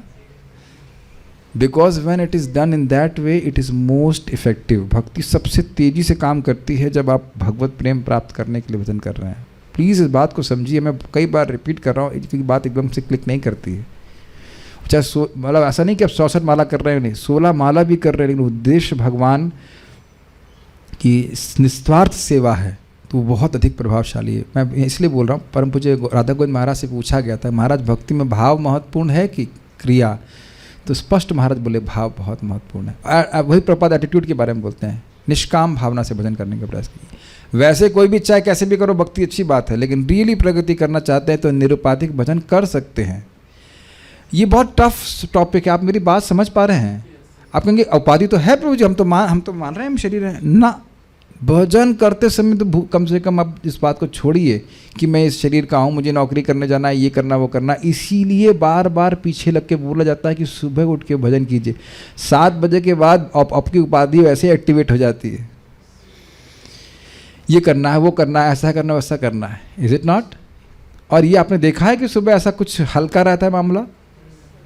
सुबह उठ के आप जब कीजिए, देखिए कितनी आसानी से आप भजन कर लेते हैं। इसके लिए मैं डांटता भी हूँ, बहुत बार आप लोग डांट खाए होंगे इस प्रकार से, जब मैं देख लेता हूँ कि भाई बिड़ करना शुरू कर दिया, ध्यान नहीं दे रहे हैं कि जब कितना महत्वपूर्ण है। उस समय प्रयास कीजिए कोई भी बात नहीं करनी चाहिए, जितना हो सके सुबह सुबह अपना माला पूरा कर लीजिए। There is at least some opportunity to do this निरुपाधिक भजन। नहीं क्लिक करता लोगों को, क्या कर सकते हैं? यही कर सकते हैं कि बार बार बोलते रहें, बाल प्रबोधिनी बच्चों के लिए। लेकिन इस प्रकार अंतकाल में भगवान में आत्मसमर्पण के द्वारा क्या हो जाएगा? यदि यह अपेक्षा हो, आपने कहा मिल जाए तो संसार के हेतु जो काल आदि हैं, काल कर्म के प्रभाव से जीव को दोबारा जन्म लेना पड़ता है। तो अब वो भी और क्लियर हो गया कि एकदम हम मृत्यु की अवस्था की बात करें तो काल का प्रभाव नहीं, काल उसको जन्म नहीं दे सकता है दोबारा। अब तो क्लियर हो गया। संसार का हेतु भी काल है। संसार नहीं, संसार का हेतु समझिए। संसार का मतलब संसरती थी संसार। संसार का मतलब भौतिक जगत नहीं हो रहा है। संसार मतलब हमारा दोबारा जन्म लेना, उसका हेतु काल आदि जो है। काल आदि बोल रहा है क्योंकि काल केवल नहीं है, काल है, देवता है, इज इट नॉट, हमारे कर्म हैं, गुण हैं, वो सब जो है उनके सामर्थ्य के अभाव से किसके सामर्थ्य के अभाव से? काल के सामर्थ्य के अभाव से, गुण के सामर्थ्य के अभाव से। अब वहाँ उसका कोई सामर्थ्य नहीं चल रहा है। उस लब्धोप शांति की अवस्था में उनके द्वारा प्राप्त संसार दुख की निवृत्ति और परमानंद की प्राप्ति होती ही है। इस आशय से लब्धोप शांति की अवस्था में काल आदि कुछ भी नहीं कर पाते, इसका वर्णन हो रहा है। Are you able to follow? और आप चीज़ देखने से हो क्या रहा है, हम है नहीं उस अवस्था में, लेकिन इच्छा आ रही है। This is not bad. आप में से कितने लोग भाव भक्ति नहीं प्राप्त करना चाहते हैं? वेल, मिल जाए तो वाई नॉट। सुनाई पड़ रहा है आपको? इसीलिए सुनना चाहिए। जब व्यक्ति इस प्रकार के उच्चतर अवस्था के बारे में सुनेगा तब वो प्रयास करना शुरुएगा। क्योंकि न्यूज़पेपर में तो चल रहा होती ही रहती है कि आज इधर लालू वटेवर जो भी व्यक्ति हैं उनको लब्धोप शांति की अवस्था प्राप्त हो गया है कि नहीं। This is rarest of the rare. IIT की सारी किताबें आप पूरी लाइब्रेरी छान दीजिए, आप कल्पना नहीं कर सकते कितनी बड़ी लाइब्रेरी है। कहीं शायद एक शब्द नहीं मिलेगा लब्धोप शांति, एक्सेप्ट प्रभुपाद की भागवतम जो उस सेक्शन में रखी, इसका स्मरण मैं कर सकता हूँ बस। इट्स लाइक सूर्य रखा हुआ है उसमें और बाकी सब अंधकार। छानते रहिए, लोग छान भी रहे हैं, अंधकार में कुछ दिख जाए। काफी इंटरेस्टिंग है, नया शब्द, नया कंसेप्ट। अंधकार में कुछ दिख जाए, आंखें बड़ी करके चश्मे लगा लगा करके देख रहे कि अंधकार में कुछ दिख जाए, लेकिन कुछ नहीं दिखेगा। काफी इंटरेस्टिंग है ना कि we are kind of unique in this market. कि लब्धोप शांति की अवस्था का वर्णन प्रभुपाद के ग्रंथों में, आचार्यों की टीकाओं में समझाएगा, नहीं तो कहीं नहीं मिल रहा। And somehow that we have access to it. सब क्यों? Don't ask that. बहुत हमको अच्छा लग रहा है। समझ में आ रहा है कि काल के प्रभाव से दुख मिलता है कि नहीं, गुणों के प्रभाव से। तो वहां जब उसका कोई सामर्थ्य नहीं तो वो सब मिलेगा नहीं, दुख निवृत्ति हो जाएगी और भगवान की का अनुभव करने से परमानंद की प्राप्ति हो रही। तो इसलिए उस लब्धोप शांति की अवस्था का वर्णन यहाँ पर है। इस प्रकार से उस सिद्धि की अवस्था के सर्वश्रेष्ठत्व को कहने के लिए न इत्यादि 2 श्लोक कह रहे हैं, ये और उसके अगला वाला। सर्वश्रेष्ठत्व मतलब देखिए, जगत के लोग हैं, उनसे श्रेष्ठ देवता, उनसे श्रेष्ठ काल, और काल से श्रेष्ठ ये लब्धोप शांति की अवस्था। Got it? समझ में आया? यत्र अर्थात जिसको भगवत प्राप्ति हो चुकी है, स्पष्ट है। और अनिमेषाम अर्थात ब्रह्मा आदि देवता का भी जो परह अर्थात नियंता है, वह काल भी जिसका प्रभु नहीं है। ब्रह्मा जी से परे वह काल जो ब्रह्मा जी के परे है, वह इस व्यक्ति का प्रभु नहीं है। इधर ओके? अर्थात कुछ भी करने में समर्थ नहीं है। प्रभु का अर्थ आपने बार बार क्या सुना है? समर्थ, सब कुछ करने में समर्थ। कर्तुम अकर्तुम, सर्वथा कर्तुम अन्यथा कर्तुम, ऐसे करके शब्द सुने थे ना। कुछ भी करने में समर्थ है, जो कुछ हो गया उसको वापस पलटने में समर्थ है, सब कुछ। तो यहाँ समर्थ नहीं है। कितना ये हल्के में मत लीजिएगा। काल को रोकने की गति किसके पास है बताइए? और यहाँ कह रहे काल कुछ नहीं कर पा रहा। कितनी विशिष्ट अवस्था है। तो उस काल के द्वारा नियमित देवता तो ऐसे व्यक्ति पर क्या प्रभाव दिखा सकते हैं? फिर देवताओं के द्वारा नियमित मनुष्यों का क्या कहना? स्पष्ट है। यह कैमित्य न्याय से सूचित किया जा रहा है, यह भी स्पष्ट है। यस बोलो। हाँ ठीक है। हम भी लंबा लंबा क्लास नहीं खींचना चाहते हैं, यस बोलते रहिएगा, ठीक है। आप लोग सोच रहे हैं कब बोलना है, बता दिया करिए। यह कैमित्य न्याय से सूचित किया जा रहा है, यह कहते हुए कि देवता जगताम अर्थात जगत के प्राणियों के ईश्वर हैं अर्थात नियामक है, यह अर्थ है। तो देवताओं को थोड़ा इस जगत से अलग दिखा रहे हैं। कहने का अर्थ समझ रहे हैं, जगताम से जगत के प्राणियों की बात हो रही है, जगत के ईश्वर हैं, ठीक है। इस प्रकार काल आदि के प्रभुत्व के अभाव में भी सत्व आदि का तो वहाँ प्रभुत्व हो सकता है। काल का प्रभाव नहीं तो गुणों का प्रभाव होगा। यदि यह शंका हो तो आगे कहते हैं कि वहाँ सत्व आदि का भी प्रभाव नहीं। वैसे ये तो प्रश्न थोड़ा अलग हमको लग रहा था, क्योंकि देखिए सत्व आदि भी काल के प्रभाव में ही एक्टिवेट होते हैं। जानते ही हैं कि प्रधान में सत्वगुण रजोगुण तमोगुण बराबर साम्यावस्था में रहते हैं, तो उस पर जब काल का प्रभाव होता है तब ये एक्टिवेट होते हैं। लेकिन एक प्रश्न बना करके पूछा जा रहा है कि भाई काल का प्रभाव नहीं है तो गुणों का प्रभाव होगा, लेकिन अगर काल का प्रभाव नहीं है तो गुणों का प्रभाव भी नहीं होगा। काल के ही अंतर्गत रजोगुण, तमोगुण, सतोगुण ऊपर नीचे होते हैं कि नहीं? ये दिख रहा है कि नहीं? इज इट एकदम दिख रहा है कि सुबह के समय आप देखिए अपने यहाँ पे सब शांत हो जाता है, सतोगुण व्याप्त हो जाता है, फिर 10 बजे काल के प्रभाव में रजोगुण बढ़ जाता है इत्यादि। तो जब काल का प्रभाव नहीं तो गुणों का प्रभाव कैसे होगा? लेकिन ये प्रश्न बना के बोल रहे हैं, बना रहे हैं कि आप सोचो हाँ हो सकता है कि गुणों का प्रभाव हो, लेकिन कह रहे ना वह भी नहीं है। वह यह शब्द अवधारणा के लिए है, मतलब इसमें संदेह नहीं करना, क्योंकि यह भी बहुत अद्भुत बात है, गुणों का प्रभाव ना हो। और कुछ क्षण के लिए महाराज से बात, महाराज बड़ा विनोद करते हैं, अरे गुणों से ऊपर की बात छोड़िए, कुछ देर के लिए सस्पेंड हो जाए गुण, यही बहुत बड़ी बात है। समझ में आया क्या? सस्पेंड हो रहे हैं, रुको भाई, रुक जाओ, बाद में काम करना, उस समय तक तुम थोड़ा समय तक उसके चित्त को प्रभावित नहीं करो। कॉन्स्टेंटली व्यक्ति लगा पड़ा रहता है गुणों में। हाँ कुछ पूछ रहे थे, माइक में पूछिए। एक समझ में आ रहा है कि जो गुण है प्रकृति के, वो तो काल के प्रभाव से होने से पहले भी रहते हैं। हाँ लेकिन वो प्रभाव नहीं दिखा सकते, प्रभाव वो गुणों के, वो काल के अंतर्गत लगा रहे हैं। तो ये प्रश्न से बना रहे हैं बस। अब आप पूछिए कि पूछ रहे देवताओं के बारे में क्या? तो विकार अर्थात अहंकार, और महान अर्थात महत्व, महत्व सारी मिस्टेक हो गया, महतत्व है, और प्रधान अर्थात प्रकृति, मतलब प्रकृति की अवस्था। अब बताओ। हम देखते हैं हमारे इस्कॉन मंदिर में गणेश जी का हम फोटो विग्रह देखते हैं, बहुत सारे इस्कॉन मंदिर में गेट के ऊपर। हाँ ये तो रूप गोस्वामी जी बताए हैं, कोई दिक्कत नहीं, अगर रखना चाहें कर सकते हैं। तो किस कारण से रहते हैं? वही विघ्न नाश करने के लिए, ये स्टैंडर्ड है, कर सकते हैं। लेकिन अभी वो उधर छोड़िए, तात्पर्य देखते हैं। विनाशकारी काल जो भूत, वर्तमान तथा भविष्य के रूप में स्वर्गस्थ देवताओं को भी नियंत्रित करता है। कैसे करता है? जब स्वर्ग का अधिपति का समय खत्म हो गया तो अब उसको हटना ही पड़ेगा वहाँ से। ये गलत बोल रहे हैं आप, धक्के मार के नहीं निकाला जाता है। ये आप आगे पढ़ेंगे, देवता लोगों का जो इंटरिम समाप्त होता है तो फिर ऊपर प्रकृति करते हैं। हाँ अपने मन से कुछ आप देख रहे हैं, ये बहुत बड़ा स्पेकुलेटर है, अपने मन से। वो आप जो बोल रहे हैं वो होता है छीने पुण्य वाली बात है, कि कर्म कांड करके व्यक्ति पर पहुंचता है, उसका पुण्य क्षीण हो जाता है तो फिर उसको नीचे जाना पड़ता है। हाँ लेकिन देवताओं की बात कर रहे हैं, इंद्र को धक्के मार के नहीं हटा जाएगा। यहाँ एक विशेष बात है कि इंद्र अपने पद से नहीं हटना चाहेंगे और उसके बाद बलि महाराज के संग वामन देव आएंगे, लेकिन हर बार इंद्र झगड़ा करके अपना पद त्यागते, ऐसा नहीं है। हाँ ये हो सकता है कि शत्रु लगाते, लेकिन हम बात कर रहे हैं कि काल की बात कर रहा हूँ मैं। काल काल काल कैसे कंट्रोल कर रहा है, वो मना नहीं कर सकते हैं कि हम देवता बने रहेंगे। काल आ गया, आपको जाना पड़ेगा।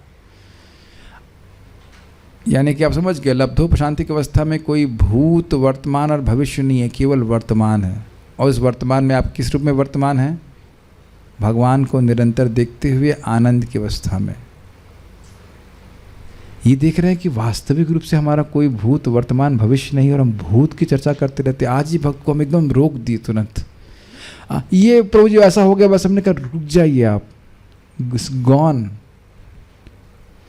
मैंने उस वक्त को कई बार समझाया है कि जो आपके संग घटित हुआ, बुरा अच्छा जो कुछ भी हुआ, पहली बात तो वो आपके संग घटित नहीं हुआ और वो कर्मानुसार होना चाहिए।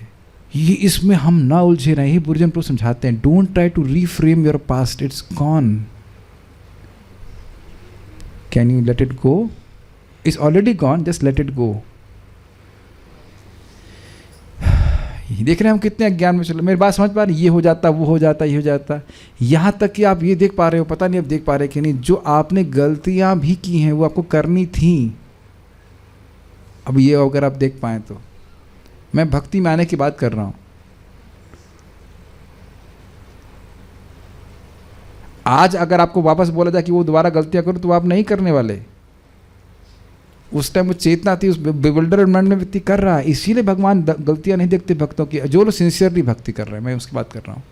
सिंसियरली भक्ति करने के बाद भी कुछ गलती हो ही जाती है ना, you can distance your self from that mistakes. आप पता नहीं मेरी बातें समझ रहे हैं कि नहीं? This is very subtle actually, this is very subtle.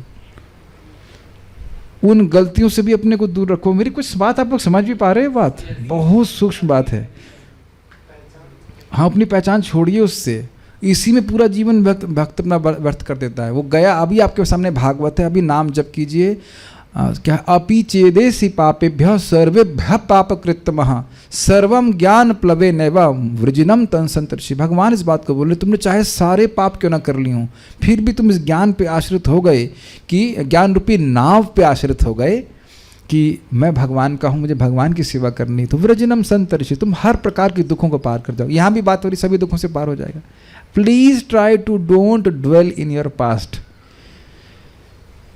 आप उसका कोई कुछ नहीं कर सकते और कोई कुछ नहीं कर सकता। जो कुछ है वो अभी हमें करना है। Make sense to you? आध्यात्मिक धरातल पे मैं आप लोगों को ऐसे नहीं बोल रहा हूं अजामिल का पतन हुआ, अच्छा हुआ या बुरा हुआ इसका निर्णय करना कठिन है, लेकिन होना था। मैं यहाँ पे थोड़ा बोलना चाहता हूँ इसके बारे में कि देखिए, कभी किसी को भक्त भक्ति कर रहा है, अच्छे से भक्ति कर रहा है, और अकस्मात उसका पतन हो गया, तो ऐसा भी नहीं है कि वो गलत कर ही रहा था, पहले का कोई किया गया अपराध है जो फलीभूत हो सकता है, और अकस्मात उस भक्त का पतन करा दे, लेकिन उसका डिटर्मिनेशन नहीं किया है कि मुझे भक्ति करनी है, तो कोई दिक्कत नहीं। यही तो भगवान बोल रहे हैं, अपिचित तो सुदूराचारो। परम पूज्य राधानाथ महाराज को बहुत सुंदर तरह से कहते हैं, Maya can exploit our free will but she can't take it away from us. हम आज तुरंत भगवान की सेवा कर सकते हैं। मैं इसीलिए बस बोल रहा हूँ, कुछ भक्त लोग बोलते हैं प्रभु जी इतने दिन से भक्ति छोड़े हुए हैं, अब क्या करें? हमने कहा तो क्या, अब अनादिकाल से तो छोड़े हुए थे, फिर भक्ति में आए ही क्यों? छोड़ दिया तो कोई बात नहीं, फिर शुरू कीजिए। Is it okay? तो खैर हम बात कर रहे थे कि विनाशकारी काल जो भूत वर्तमान तथा भविष्य के रूप में स्वर्गस्थ देवताओं को भी नियंत्रित करता है, आध्यात्मिक धरातल पर अपना प्रभाव नहीं दिखा पाता। काल का प्रभाव जन्म मृत्यु जरा तथा व्याधि के रूप में प्रकट होता है। दिख गया आपको? इसी जीवन में उनका जन्म दिख गया, ठीक है। चलिए, मृत्यु पता ही है कि होगी, जब भी होगी। बुढ़ापा काल के द्वारा आ रहा है, और व्याधि आ रही है काल के द्वारा। ये दिख रहा है कि काल के द्वारा आ रही है कि वायरस के द्वारा आ रही है? हाँ, गुड, यार इंटेलिजेंट डिवोटीज। काल के द्वारा आ रही है। एकदम बढ़िया चल रहे थे और एकदम से किसी ने बोला जाओ अल्ट्रासाउंड कराओ, और उसके बाद ये परेशानियाँ।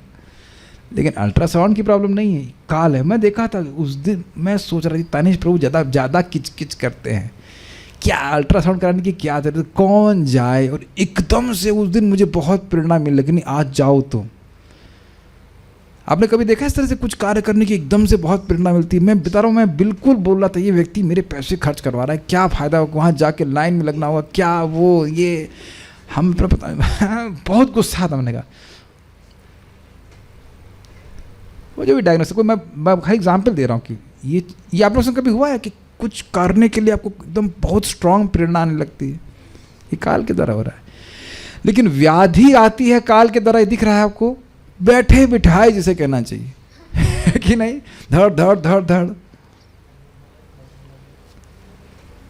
क्या कह रहे हैं? माइक पे दीजिए। ये जब देख रहे व्यक्ति तो बहुत वो एक ऑब्जर्वर के रूप में जगत में रहेगा। हमको भी बहुत अच्छा कंसेप्ट लगता है ऑब्जर्वर के रूप में। हाँ बोलिए। तो जो हम भगवान की भक्ति में बढ़ने के लिए कुछ कर रहे हैं, क्या वो भी कुछ काल के प्रभाव से? हाँ, देखिए इस बात को भगवान कहते हैं काले ना आत्मनि विंदति। श्रद्धावान श्लोक देखिए, श्रद्धावान लभते ज्ञानम तत्पर संहितेन्द्रिय ज्ञानम लब्धा परम शांतिम अचिरणादि गच्छति। और उसी के आगे पीछे के कालेन आत्मनि विंदति शब्द देखे, या फिर 6ठे अध्याय में कालेन आत्मनि विंदति। काल के द्वारा कंट्रोल नहीं है, लेकिन कालांतर में भक्ति के रिजल्ट आते हैं। काल का अब ये नहीं कि आज हमने 16 माला किया तो आज ही हमें भगवान की भक्ति प्राप्त हो जाएगी।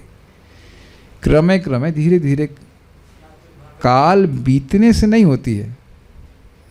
भक्ति कर रहे हैं, पता कुछ अजीब सी बात है ना, नाम उच्चारण करने वाले पे काल का प्रभाव नहीं है, लेकिन नाम कुछ काल बीतने के बाद अपना प्रभाव दिखाता। अब तो क्लियर हो रहा है कुछ? नाम भगवान है कि नहीं? नाम स्वतंत्र हैं, वो कुछ प्रतीक्षा करवाना चाहते हैं, फिर प्रभाव दिखाएंगे। प्रभाव तो आपको कल भी दिखा सकते हैं, तुरंत भी दिखा सकते हैं, तुरंत ही भगवान के अपने पास लेके आ सकते हैं। तो बहुत अच्छा आपने प्रश्न किया कि क्या भक्ति काल के अंतर्गत है? नहीं, लेकिन भगवान की ऐसी व्यवस्था है कि कुछ भजन करेगा तो कुछ काल बीतने के बाद उसको लाभ प्राप्त होता है। लाभ क्षमा कीजिएगा, प्रभाव दिखता है। कर्म के अनुसार नहीं चलती है और काल के अनुसार भी नहीं चलती। भगवान अब चाहेंगे कल ही आपको शुद्ध भक्त बना दें, करते नहीं क्या बताइए?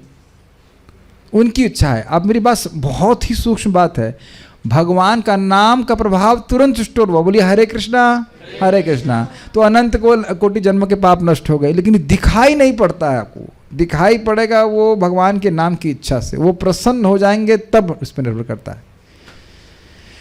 बहुत अच्छा प्रश्न आपने किया।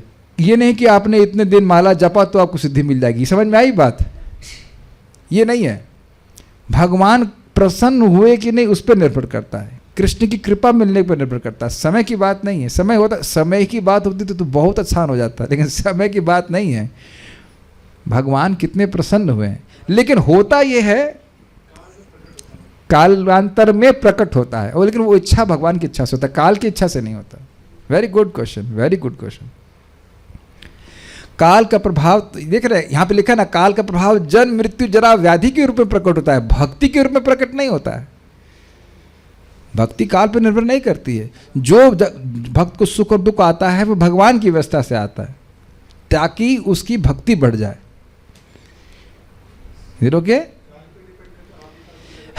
हाँ वो तो है ही। काल अगर भक्ति प्रदान कर रहा होता तो हम तो अब तक भक्त बन गए होते। ये हमारे दिमाग से हमको बाहर निकालना पड़ेगा कि हम काल के प्रभाव से आगे बढ़ जाएंगे। हम एटीट्यूड के अनुसार भक्ति में प्रगति करते हैं, काल से कुछ नहीं होता है। Is it okay? Good question. और ये चारों नियम भौतिक ब्रह्मांड के किसी भी भाग में ब्रह्मलोक तक जहाँ लोगों की आयु अत्यधिक है सर्वत्र पाए जाते हैं। दुर्जय काल ब्रह्मा तक की मृत्यु का कारण बनता है। उसको ब्रह्मा जी ने स्वयं स्वीकार किया था हिरण्यकशिपु के आगे कि भैया बेटा हमको भी मृत्यु होगी तो मैं तुम्हें कैसे अमर बना सकता हूँ। तो इंद्र, चंद्र, सूर्य, वायु तथा वरुण जैसे अन्य देवताओं के विषय में क्या कहा जाए? तो प्रभुपाद एक और कैमित इसमें दे रहे हैं कि जब ब्रह्मा जी को कंट्रोल कर रहा है काल, तो फिर अन्य लोअर देवताओं को क्यों कहना? क्योंकि ब्रह्मा जी के एक दिन में 14 सेट देवताओं के चेंज होते हैं। हर मनवंतर में देवताओं की सरकार आती है, फिर वो चेंज हो जाते हैं। हमारी लंबी आयु का तो कहना ही क्या हमारी दादी 94 साल जी। अरे तुम्हारी दादी तो कुछ नहीं है। मनवंतर में जरा नीचे मनवंतर से काट दीजिए आप। विभिन्न देवताओं द्वारा संसारी प्राणियों पर निक्षिप्त ज्योतिष प्रभाव भी स्पष्ट रूप से अनुपस्थित रहता है। उनका चार्ट नहीं देख सकते आप। सिद्धि व्यवस्था में जो पहुंच गया, और वो चार्ट उनके काम भी नहीं करने वाला है, काल का प्रभाव ही नहीं है, तो फिर देवता क्या करेंगे? भौतिक जगत में सारे जीव शैतान से भयभीत रहते हैं। सटान मतलब सैटन, सटान। किंतु दिव्य पद पर स्थित भक्त को ऐसा भय नहीं रहता। सटान प्रभाव कहने का स्टाइल है, मतलब खराब व्यक्तियों से प्रभावित नहीं होता है। सारे जीव प्राकृतिक विभिन्न गुणों के प्रभाव से विभिन्न रूपों तथा आकारों से अपने अपने भौतिक शरीर बदलते रहते हैं, लेकिन दिव्य स्थिति में भक्त गुणातीत अर्थात सतो रजो तथा तमोगुण से परे होता। इसको थोड़ा समझने का प्रयास कीजिए। जो व्यक्ति क्या था श्लोक? ऊर्ध्वं गच्छन्ति सत्त्वस्तः मध्ये तिष्ठन्ति राजसः जगन्न गुण वृत्तिस्था अधो गच्छन्ति तामसा। जो सत्वगुणी लोग होते हैं वो देवताओं के लोक में जाएंगे, सुंदर सुंदर दिखाई पड़ेंगे ना आपको, आप सरा या जिस भी रूप में प्राप्त हो रहे। इंद्र बड़े सुंदर सुंदर। मध्य तिष्ठन्ति मतलब यही पृथ्वी लोक में रहेंगे तो शक्ल हमारी ऐसे ही मनुष्य रूप में बड़ा हो जाएंगे। और अगर मुर्गा खाएंगे या जो भी गलत गंदे संदे काम करेंगे तो निम्न योनि प्राप्त होगी। तो कह रहे गुणों के प्रभाव से व्यक्ति विभिन्न प्रकार के आकारों को प्राप्त करता है। ये समझ में आ गया आपको? यहाँ भी देखेंगे मनुष्य में भी कुछ लोग बड़े खूंखार लगते हैं, आंखें लाल, बड़े भयानक, हाँ बड़े बड़े बाल। आजकल तो लोग वैसे भी नहीं भी हों तो भी वैसे दिखते हैं। अगर आप उसके दाढ़ी हटा दीजिए तो एकदम बच्चा जैसा लगेगा, और नहीं तो ऐसा खूंखार लगेगा ना, जैसे लग रहा है कि वाह बहुत डेंजरस। ऐसे लोग कर रहे हैं जानबूझ के। तो ये गुणों के प्रभाव में व्यक्ति का आकार चेंज होता है। यहाँ पे भी आप देख रहे हैं आकार चेंज हो जाता है। मुझे हंसी आ रही है, एक बार मैं दिल्ली गया था एक कार्यक्रम करने के लिए, तो एक भक्त थे जो हमारे सामने हम जब देखे थे उनको तो बिल्कुल ऐसे सब बढ़िया शेव था, वो बेसिकली बाल सर पे थे लेकिन चिकने तो जब हम लोग वैसे कार से उतरा तो देखा कि दाढ़ी उनकी एकदम बड़ी हुई है। और कितनी मजेदार बात है, पता है मेरी गाड़ी कहाँ रुकी थी? नाई की दुकान के सामने। तो मैं बोला प्रभु जी क्या दाढ़ी बनवाने आए हैं? वो बेचारा इतना शर्मा गया, प्रोग्राम में आने से पहले दाढ़ी बना लिया। बहुत अब मजाक किया, हमने क्या, मुझे रिसीव करने आए थे लेकिन वो सोच नहीं रहे कि मैं, ही इज़ नॉट कॉन्शियस कि आप भक्ति कर रहे हो। ये दाढ़ी आजकल जो ना स्पेशल बड़ी बड़ी दाढ़ी बनाने का क्या मतलब है। तो मैं मजाक किया कि क्या दाढ़ी बनवाने आए हैं, एकदम ये नाई की दुकान और हमारी गाड़ी सामने थी। मैं इतना ही बोला, मैं बस समझ गए, बुद्धिमान तो सेव कर दिया। This is all manifestation of false ego. ये नहीं कहना कि हम हरे कृष्णा कर रहे हैं, this is all manifestation of false. हम प्रभु जी का तो मजाक बनाए, हम थोड़ा मजाक, प्लीज अलाउ मी।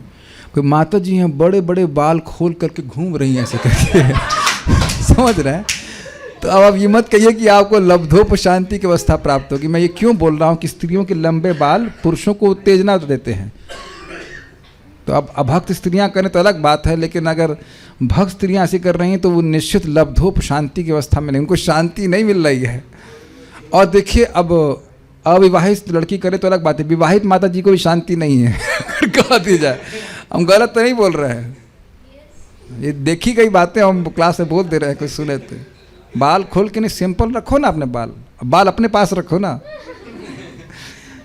और वैसे पुरुष लोग भी, भक्त लोग देखने के अच्छे डिज़ाइन होते हैं, दाढ़ी ऐसे बढ़ा लिया और बाल छिलवा लिए बाल यहाँ छिलवा लिए, शिखा रखी है, इधर दाढ़ी यहाँ पे एक एक्स्ट्रा शिखा लगा दिया। ये सब अहंकार का प्रतीक है कि मैं देह हूँ। Got it. ये सब आईडी प्रभु जी कैसे आ जाते हैं देखते हैं भाई, हम दृष्टा के रूप में भी हम दृष्टा जीव हैं, हम देखने के लोग क्या कर रहे हैं। External symptoms of your internal cultivation. Got it. इस प्रकार मैं जहाँ तक जा सकता हूँ उसका स्वामी हूँ, यह मिथ्यांकार वहाँ नहीं उठ पाता। ये बहुत अच्छा लाइन है। This is amazing. ये हमारी बहुत बड़ी प्रॉब्लम है। जहाँ भी जाएंगे सोचते हैं कि हम कंट्रोलर हैं। और आप लोग कभी फ्रस्ट्रेट हुए हैं? हाँ, मुस्कराइए कि आप भौतिक जगत में, इसका पर्पस ही है क्या? आप इस भौतिक जगत का उद्देश्य क्या है? आपको फ्रस्ट्रेट करना। वाह समझ आ गया? समझ आ गया कि कुछ करना चाहते हैं, वो वैसा नहीं हो रहा जैसा आप चाहते हैं, कि नहीं? This is very nice. देखा कि जाम फंसे तो काली देना शुरू करता, अरे ये वो ये होगा। Is it not? क्यों होगा? क्योंकि मैं अपने को केंद्र में मान रहा हूं, इसलिए ये होगा ही। तो कह ये मुक्त हो जाएगा। कंट्रोलर हम पहले बाद में भी नहीं रहेंगे। कोई आपके द्वारा कंट्रोल नहीं। मैं आपको बता रहा हूं, जो लोग शादी करना चाहते हैं उनके मन में भावना है कि ये लड़की अब एकदम हमारे हिसाब से चलेगी, और लड़की भी सोच रही है कि वाह ये तो मेरे पंजे में आ गया हमको हंसी आ रही। अरे हम पर्सनल बात नहीं बोल सकते यहाँ पे, लेकिन वैसा नहीं होता है। कई बार लड़के सोचते हैं हम गांव की लड़की से शादी गांव की लड़की शादी करेंगे, वो सीधी होगी, वो आग उसको ही सीधा कर देती है कि नहीं? तो आप देख रहे हैं कि हो रहा है कि नहीं? और भाई गुरु महाराज मजाक कर रहे थे, man and women are not made for each other, they are made for Krishna. प्रभाती बोले man are good, women are good, they are together, they are not good. सनक सरान तो मजाक कर रहे थे, women are from different planet क्यों? उनका सोचने का तरीका बिल्कुल अलग, और ऐसा ही वो पुरुषों के लिए बोल देंगे, बिल्कुल अलग तरह से चलते हैं लोग। और कहेंगे गृहस्थ जीवन का क्या उद्देश्य है? यही कि आप कंट्रोलर नहीं हैं।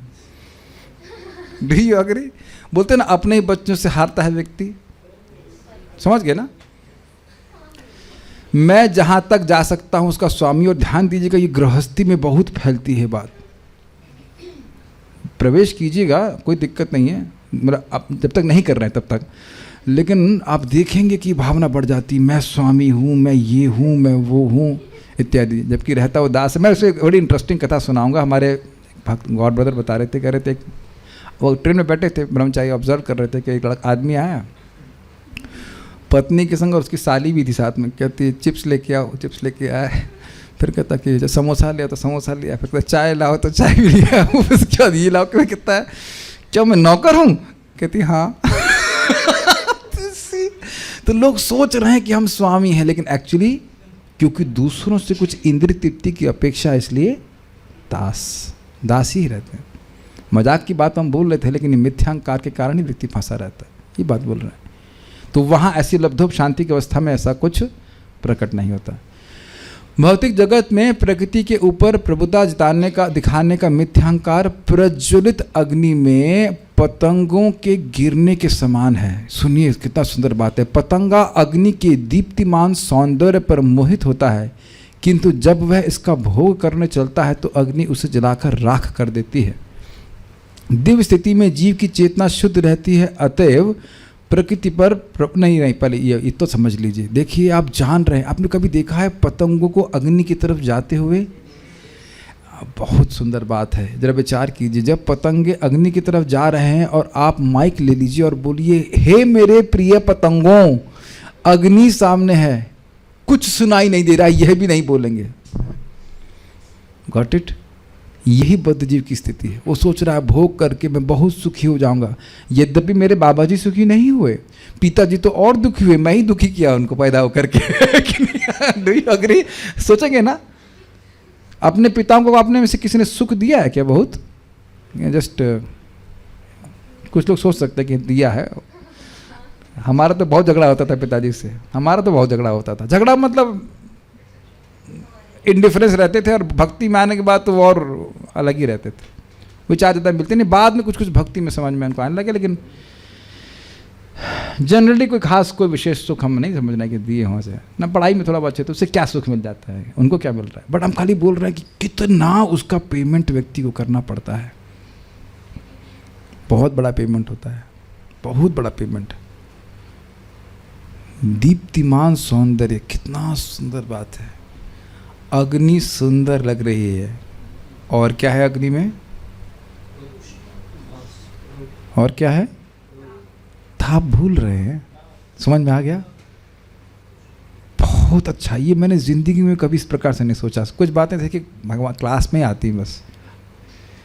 अग्नि में सौंदर्य है। आप मानते हो अग्नि सुंदर लगती दिखने में, लेकिन ताप को भूल जा रहा है व्यक्ति। What a brilliant statement. नहीं, प्रभुपाद जी हम बता रहे हैं, भौतिक एनर्जी बड़ी सुंदर लग रही है किसी भी रूप में, लेकिन उसके पीछे जो ताप है वो उस पतंगे को नहीं दिख रहा है। यही बात है ना? तभी तो उसमें हम व्यक्ति उधर प्रवेश करने का प्रयास कर रहा है। और भक्त लोगों को तो विवेक है, जो अभक्त है उनको तो दिख ही नहीं रहा है ताप।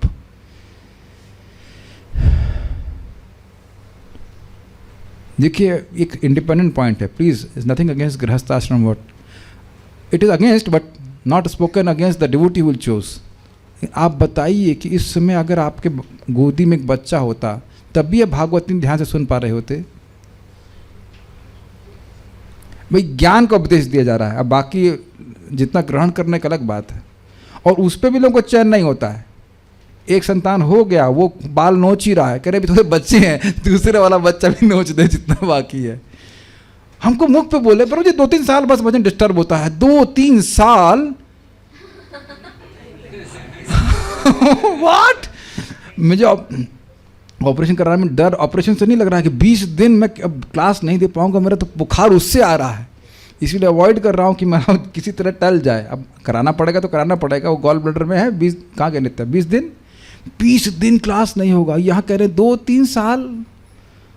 और अब इसके बाद एक हो गया, फिर दोबारा, क्योंकि हमारे बच्चे को अकेलापन नहीं लगेगा न। 6-7 साल। मैं आक्षेप नहीं कर रहा हूं, प्लीज ध्यान दीजिए, लेकिन अपने अपने हित को छोड़ रहा है। ऐसा लग रहा है कि ब्रह्मा जी के बाद वही पैदा हुए, आराम से जिएंगे वो। समय कहां बच रहा है बताइए? हमको बहुत अच्छा लग रहा है, कितना दुख है कि नहीं? ताप नहीं दिख रहा है व्यक्ति को, बस वो सौंदर्य दिख रहा है। आप ये देख रहे हैं कि भौतिक जगत में माया इसी प्रकार से आकर्षित करती है, हमको बहुत अच्छा लग रहा है। और देखेंगे कि एक और आप बात देखेंगे, अग्नि का जो सौंदर्य है वो स्थायी नहीं है, कुछ लपट लग रही है, लेकिन हल्का है ना, फ्लिकरिंग है, लेकिन ताप कांस्टेंट है। Do you agree? ताप कांस्टेंट है, लेकिन this is amazing. I have never, actually मैंने कभी इस तरह से नहीं सोचा। This is Krishna's mercy. ताप कांस्टेंट है और सौंदर्य फ्लिकरिंग है। ये जान रहे हैं कि आज जिससे शादी कर रहे हैं, जो कुछ भी कर रहे हैं, जिस सौंदर्य के पीछे आप कर रहे हो, किसी भी कारण से कर रहे हो, वो आगे नहीं टिकने वाला। अरे आगे की बात छोड़ दीजिए, वो 1-2 साल में भी चेंज हो जाता है, स्वभाव भी चेंज हो जाता है।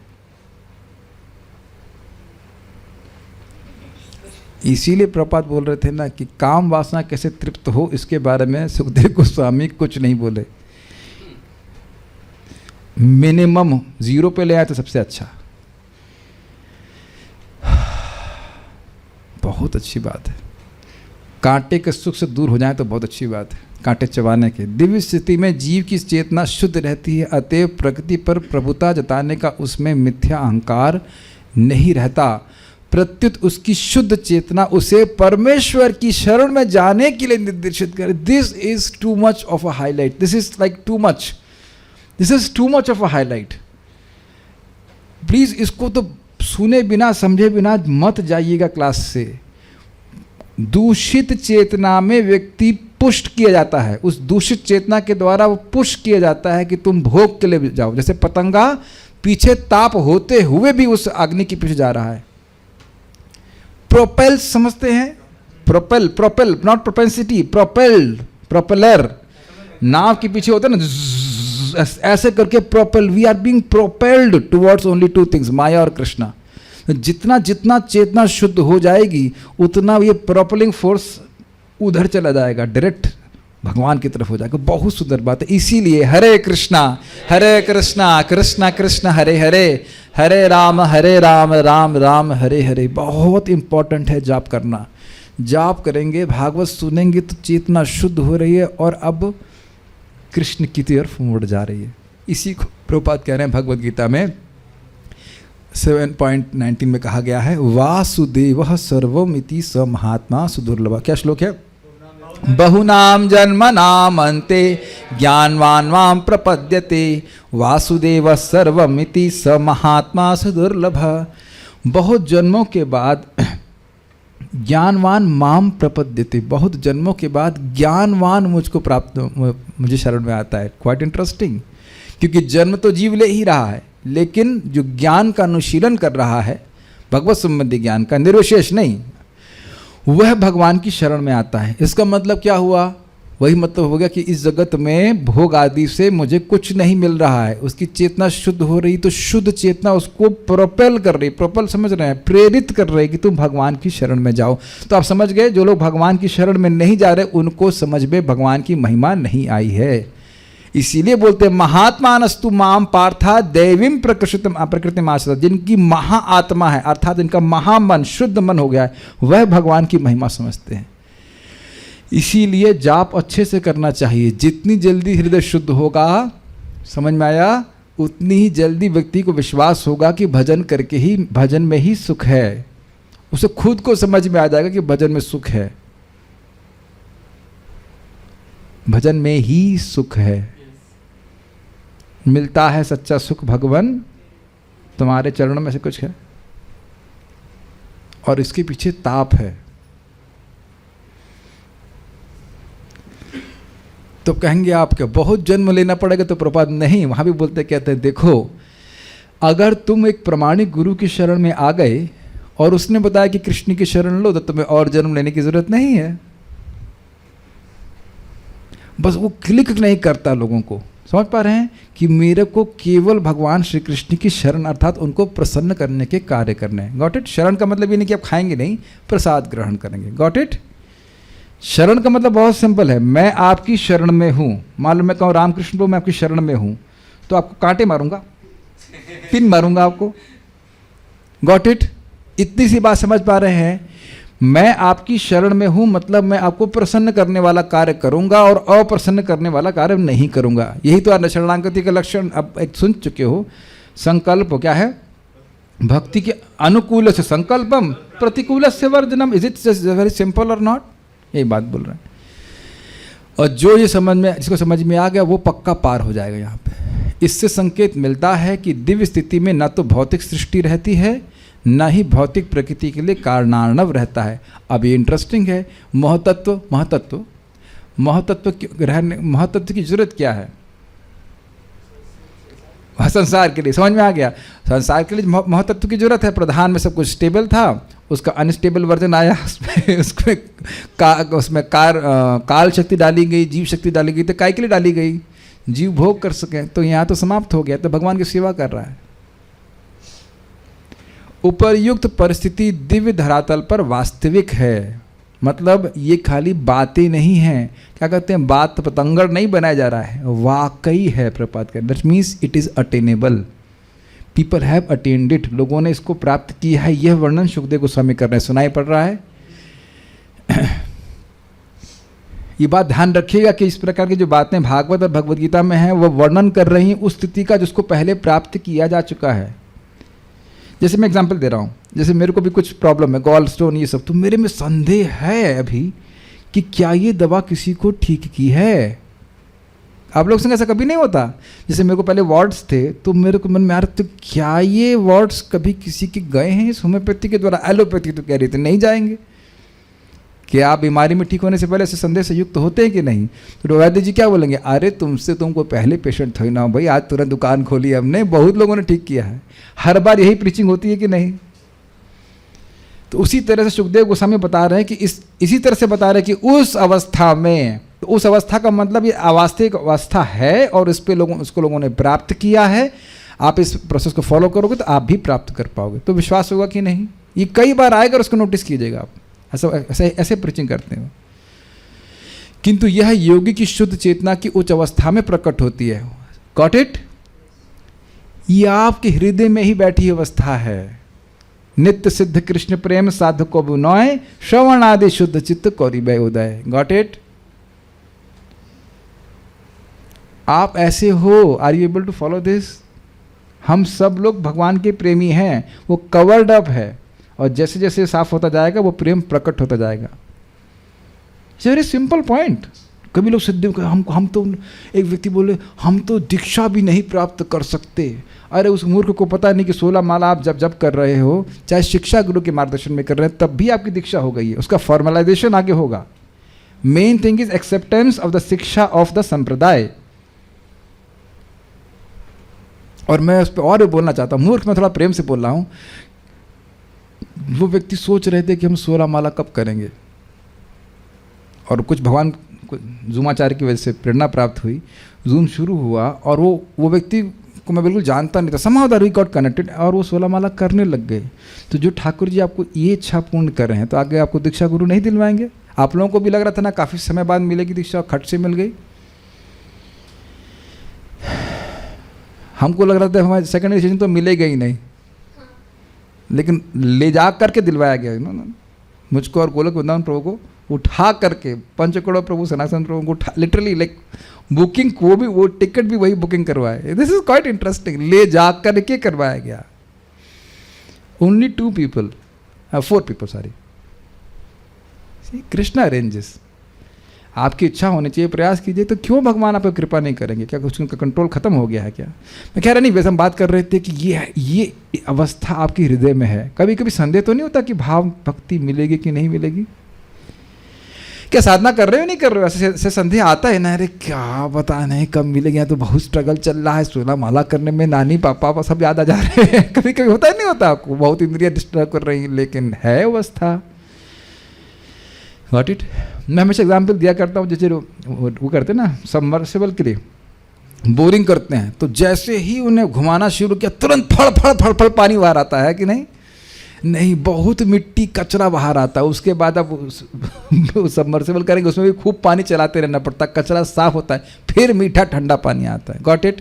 लेकिन आपको पता है कि पानी है, तब तो खोद रहे हैं कि पत्थर में खोदना शुरू कर देंगे। लेकिन वो प्रयास करना ही पड़ेगा, वो मिट्टी निकालना, जो भी कचरा उसका प्रयास रहेगा। और एक बार जब खुल गया लब्धो पर शांति, तो धमाधम पानी निकालिए, नहाइए, जो कुछ करिए। Make sense to you? ये 1 टाइम पेमेंट है। ये बहुत अच्छी बात है, प्रपात कर रहे हैं। ऐसे योगी 2 प्रकार के होते हैं, निर्विशेषवादी तथा भक्त।